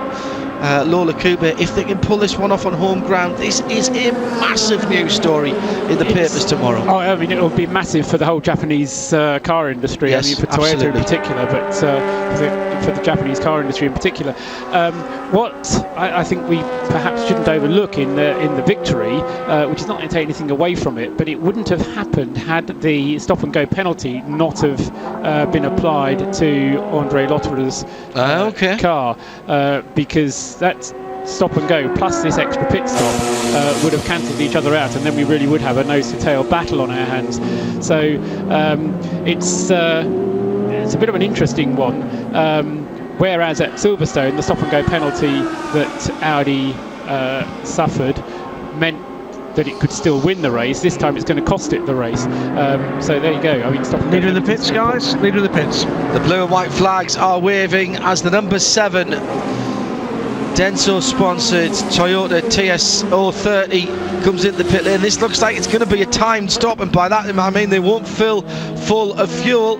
The Audi is coming out, the number 1 Audi is coming out of the Dunlop curves now. This is actually going to be a bit closer than I thought it was, gentlemen, because they'll be heading up through turns 14 and 15 now. Still the Toyota is waiting, and now it goes on hybrid power. It whirs away, and then the clutch kicks in. And the Audi is just coming round the final corner now and heading onto the start-finish straight, as the Toyota will emerge at the opposite end of the start-finish line. And with 18, nearly 19 minutes to go, it's going to be close, but not close enough to challenge right now for Audi. The question is, who's got it in the tank? And I'm not talking about fuel here. I'm talking, Graham, about stamina, because fatigue could play a part with either of these drivers here. It could play a part with either of these drivers or anybody else they encounter on the way, John. That's probably the final factor here. It is getting darker here. It's not going to be full dark. Tired eyes, tired everything, and it's not over yet. This is it's 18 minutes, and the gap, as I look at the split, is 6.3 seconds. Oh. So 18 minutes remaining, 6.3 seconds the gap. But remember, endurance racing, you don't get close racing in this form. Stop it! Stop saying that. What's going to be crucial is how the tyres are going to wear now, because of course Nakajima is now on his second stint. Now it's a short stint, admittedly, but we have seen that the tyre wear does go off, or the tyre wear does increase. The performance goes off.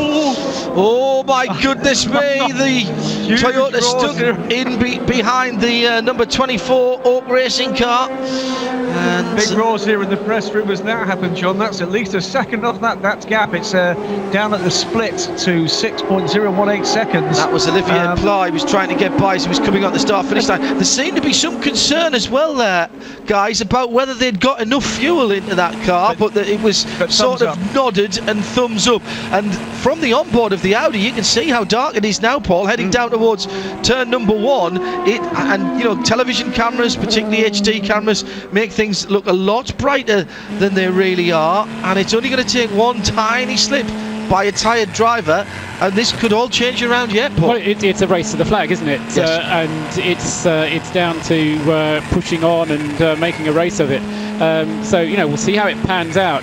What I found vaguely amusing was that 5.1 seconds, guys. 5.1 seconds at the end of that lap. I'm sure that Olivier Pla, we'll see it here on the replay, after the Toyota eventually got past, Pla was flashing his lights at the Toyota, just to show. And there he goes. Look, he's flashing his lights as well. So, I mean, it was just like the ride I had up here when I came up here earlier on.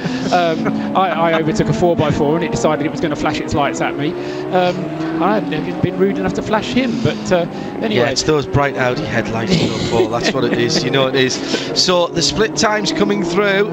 The Toyota, going round the outside of the 55 Porsche in the final corner, and that again is not a big percentage move, and yet it's been pulled off by Nakajima, and that's just the sort of thing we're talking about. All it would have taken there is for the 55 car to stray offline, and offline at the moment is not just marbles, it's bricks of rubber on the start-finish line in particular.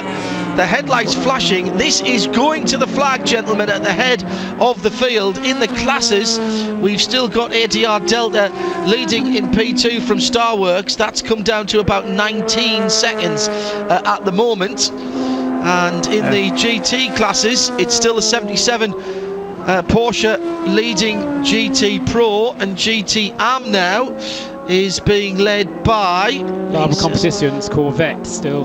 Okay, thank you. Has not made that stop, guys. It's 5.4 seconds at the end of that lap, but it was Lotterer had the worst of the traffic in the first sector for their lap 223. Is that big lockup, or is that it's just lockup there? No, that's from Nick Manassian. Yeah. Yes. There is a point on the track clearly as you go into turn number 10 there, where you unload both of the inside wheels in some way, shape or form. I'm wondering when we come back here next year, guys, if they might take that chicane out and run round the loop, because you have to brake hard enough for 13 anyway, and that turn 10 has caused a lot of problems today. Gap is coming down again. Lotterer took a second out of Nakajima in the middle sector there, down to 5.1 seconds once again as they come back down the main straight now to complete the lap. 5.1 seconds is the gap, and I think it's going to be rather less than that.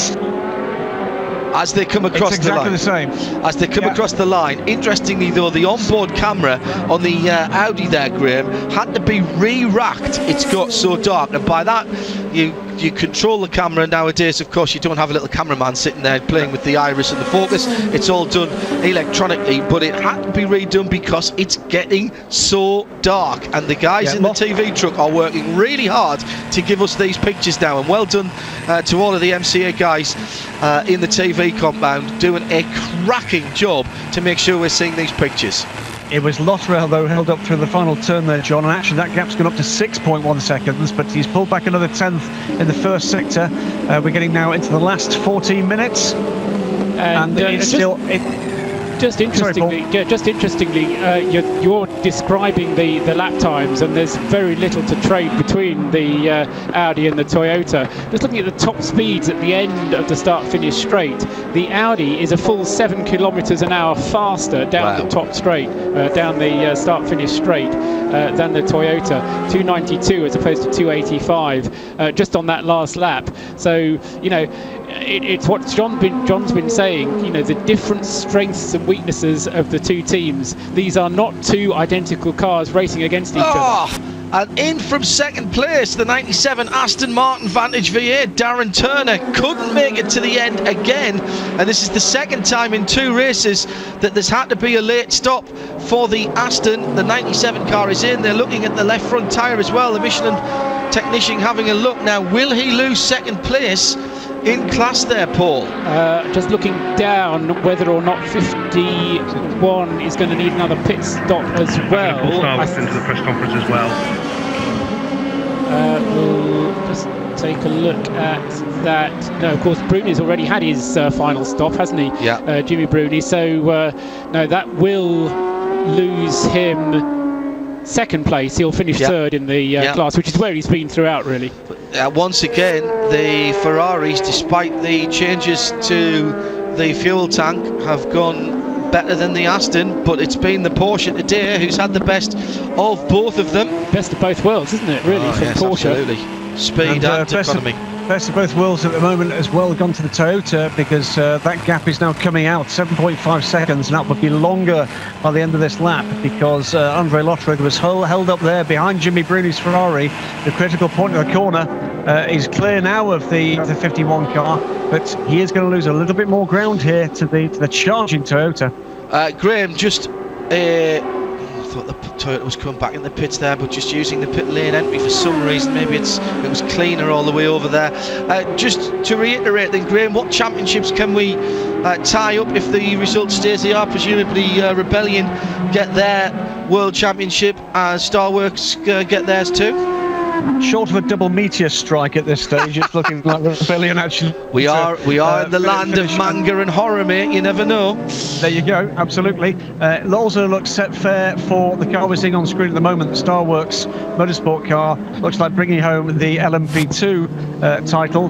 We're not going to see quite yet the GTE AM title settle, which will be the final title that goes down to the wire in Shanghai. If we manage to get all 27 cars home, it's only happened once before in the World Championship, and it was the last race of the old series in 1992 at Magny-Cours, the 500 kilometres.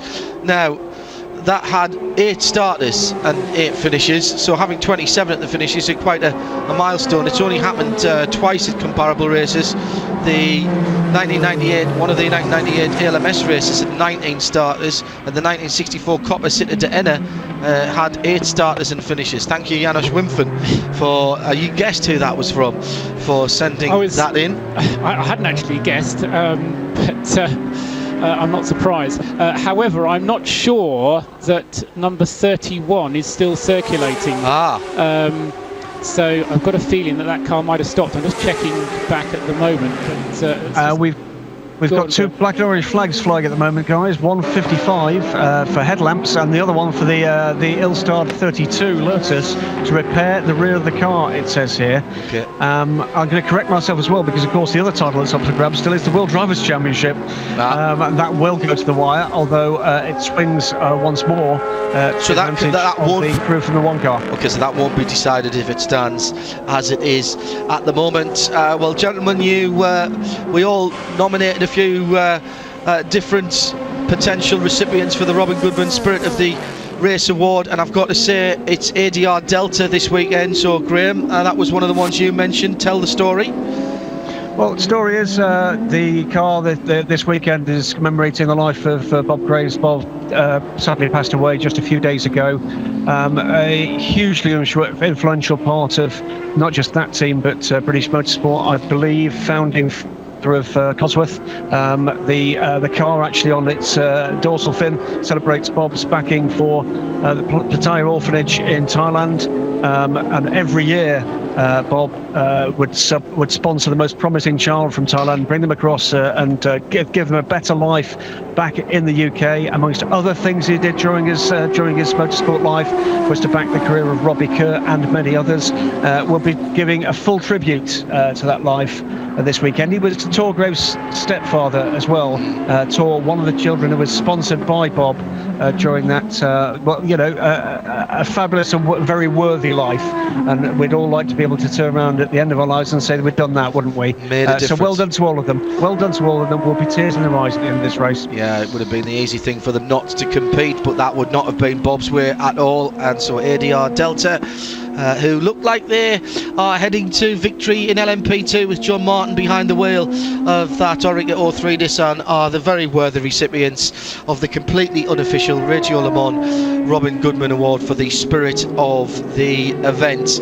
We still have a race at the head of the field, gentlemen, although it is swinging. 7.5 minutes to go, but still only 8 seconds between first and second position. And given the elegant isolation that the number 7 car is in at the moment, it means they're going to hit a big clump of traffic anytime soon. Going to sheet of sand on the right hand side of that picture was one of the engineers from the TSO10 and the TSO20. He is a top bloke. He completely understands endurance racing, as you might imagine, having been completely immersed in the Toyota endurance and sports car racing programs going way back through the years. It's so dark now we can see the illuminated numbers on the side of the number 1 Audi, which continues to try and chase down Kaz Nakajima. Just bear with me 1 second, guys. Just think of this. This is a Japanese car with a Japanese driver on pole and the Japanese driver bringing it to the end at Fuji. This place is going to go wild in 6.5 minutes time if they bring this home. Absolutely. What my fear is, John, is what you just mentioned, this clump of cars that is going to be around there somewhere, because inevitably as you get towards the end of a 6-hour race, there are little clumps of cars waiting for the leaders so that they can get in behind the leaders and not have to complete the extra lap.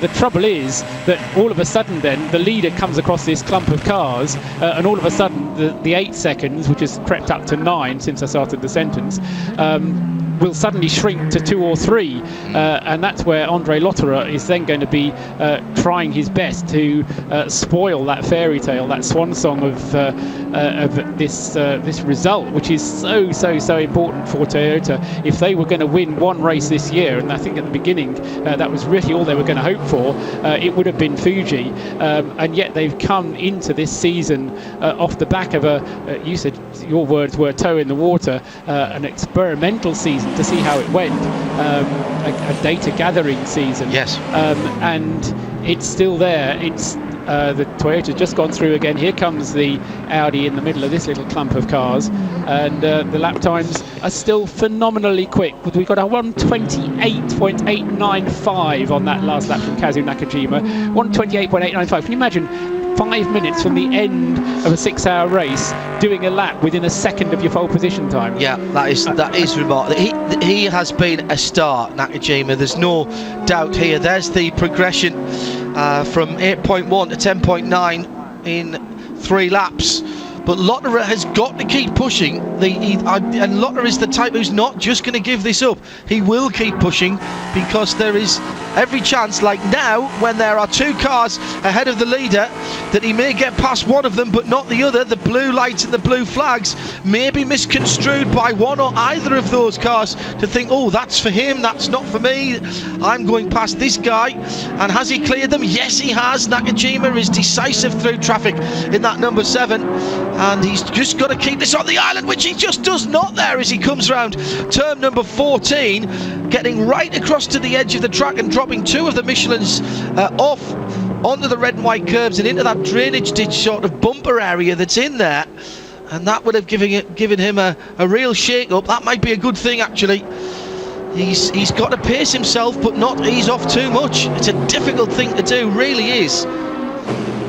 Thanks, Mike. And the blue and white flags are being waved in the grandstands opposite the media centre in the dark, the gathering gloom here, down towards 3.5 minutes. 2 more laps now for Kaz Nakajima, and it's over 10 seconds. Graham. Yeah, a little more drama as well for the Pico Racing car. They've just been in and out, slow puncture on the front right. I'm afraid for that car, that's any vain hope they may have had of misfortunes for others, I think long gone now, but they've re-emerged and will still run 4th despite that stop. Looks like it's going Starworks' way. The other thing to ponder here is that the rate of progress we've seen for the Toyota Racing team is that we will go into the Shanghai race, John, with the Alex Wirtz and Nicolas Lapierre having every prospect of finishing 3rd in the Drivers' Championship title, despite the fact they've not actually competed in the first 2 races. Yeah, that's very good indeed. I hadn't even clocked that one, Graham. 2:48 to, it might be 3 laps from here. Yeah, well, it's 2 more. 2 more after this one. End of this one, it's going to be. And Lotterer, you said he wasn't giving up. 129.899 on his last lap, compared to a 129.836 from Kazuya Nakajima. So these 2 are trading lap times, even at this late stage, John. Phenomenal driving from both of them. Obviously, the fans' favourite is Kazuya Nakajima. The fans' There's a few Audi flags there as well. I Toyota, yeah. But you know, Andre, he's been racing in Japan for a lot of his career.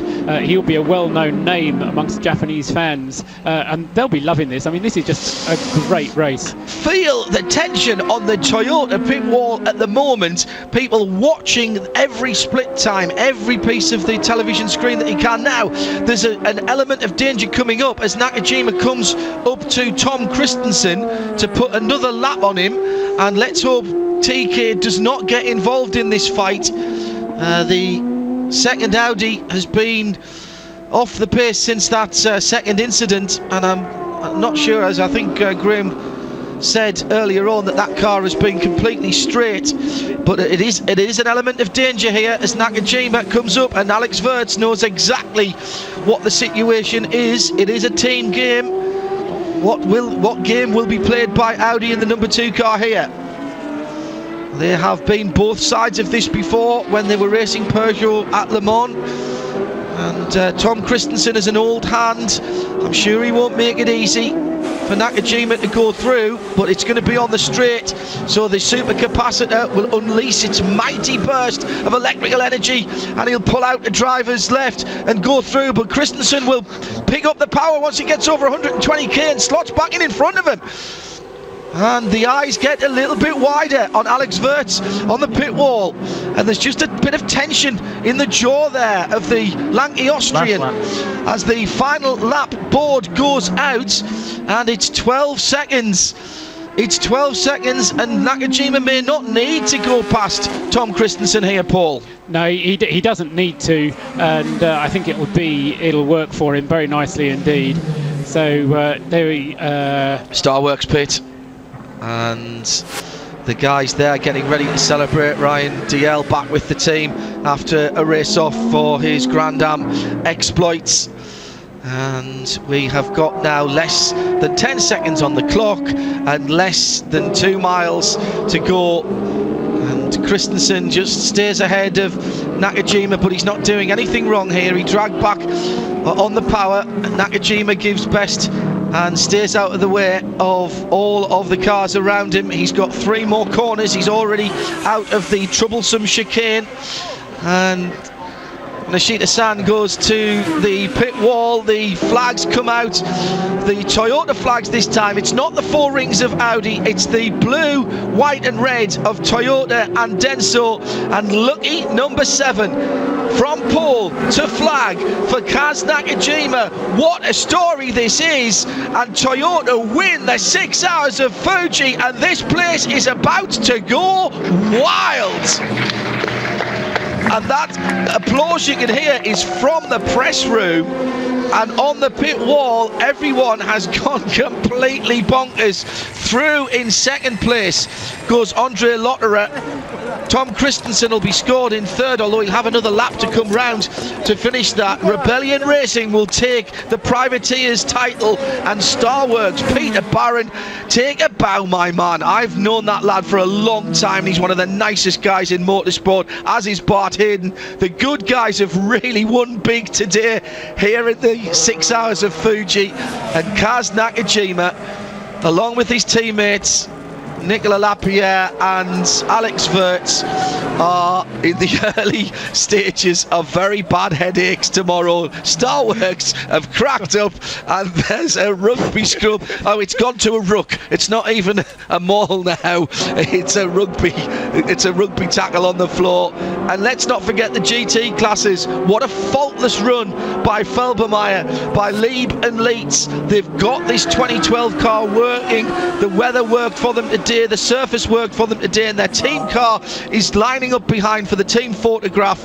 But it will be Labra Competition who win the GT Arm, but it's the 77 Felbermeyer Porsche that wins GT Pro. What a fantastic 6 hours of racing at the Fuji Speedway. Absolutely remarkable. And remember, we've still got another 6 hours of racing to go in a couple of weeks' time for the final round of the FIA WEC in China. Mentioned the GT, the LMP2 winners, ADR Delta, as well as John Martin will bring that home.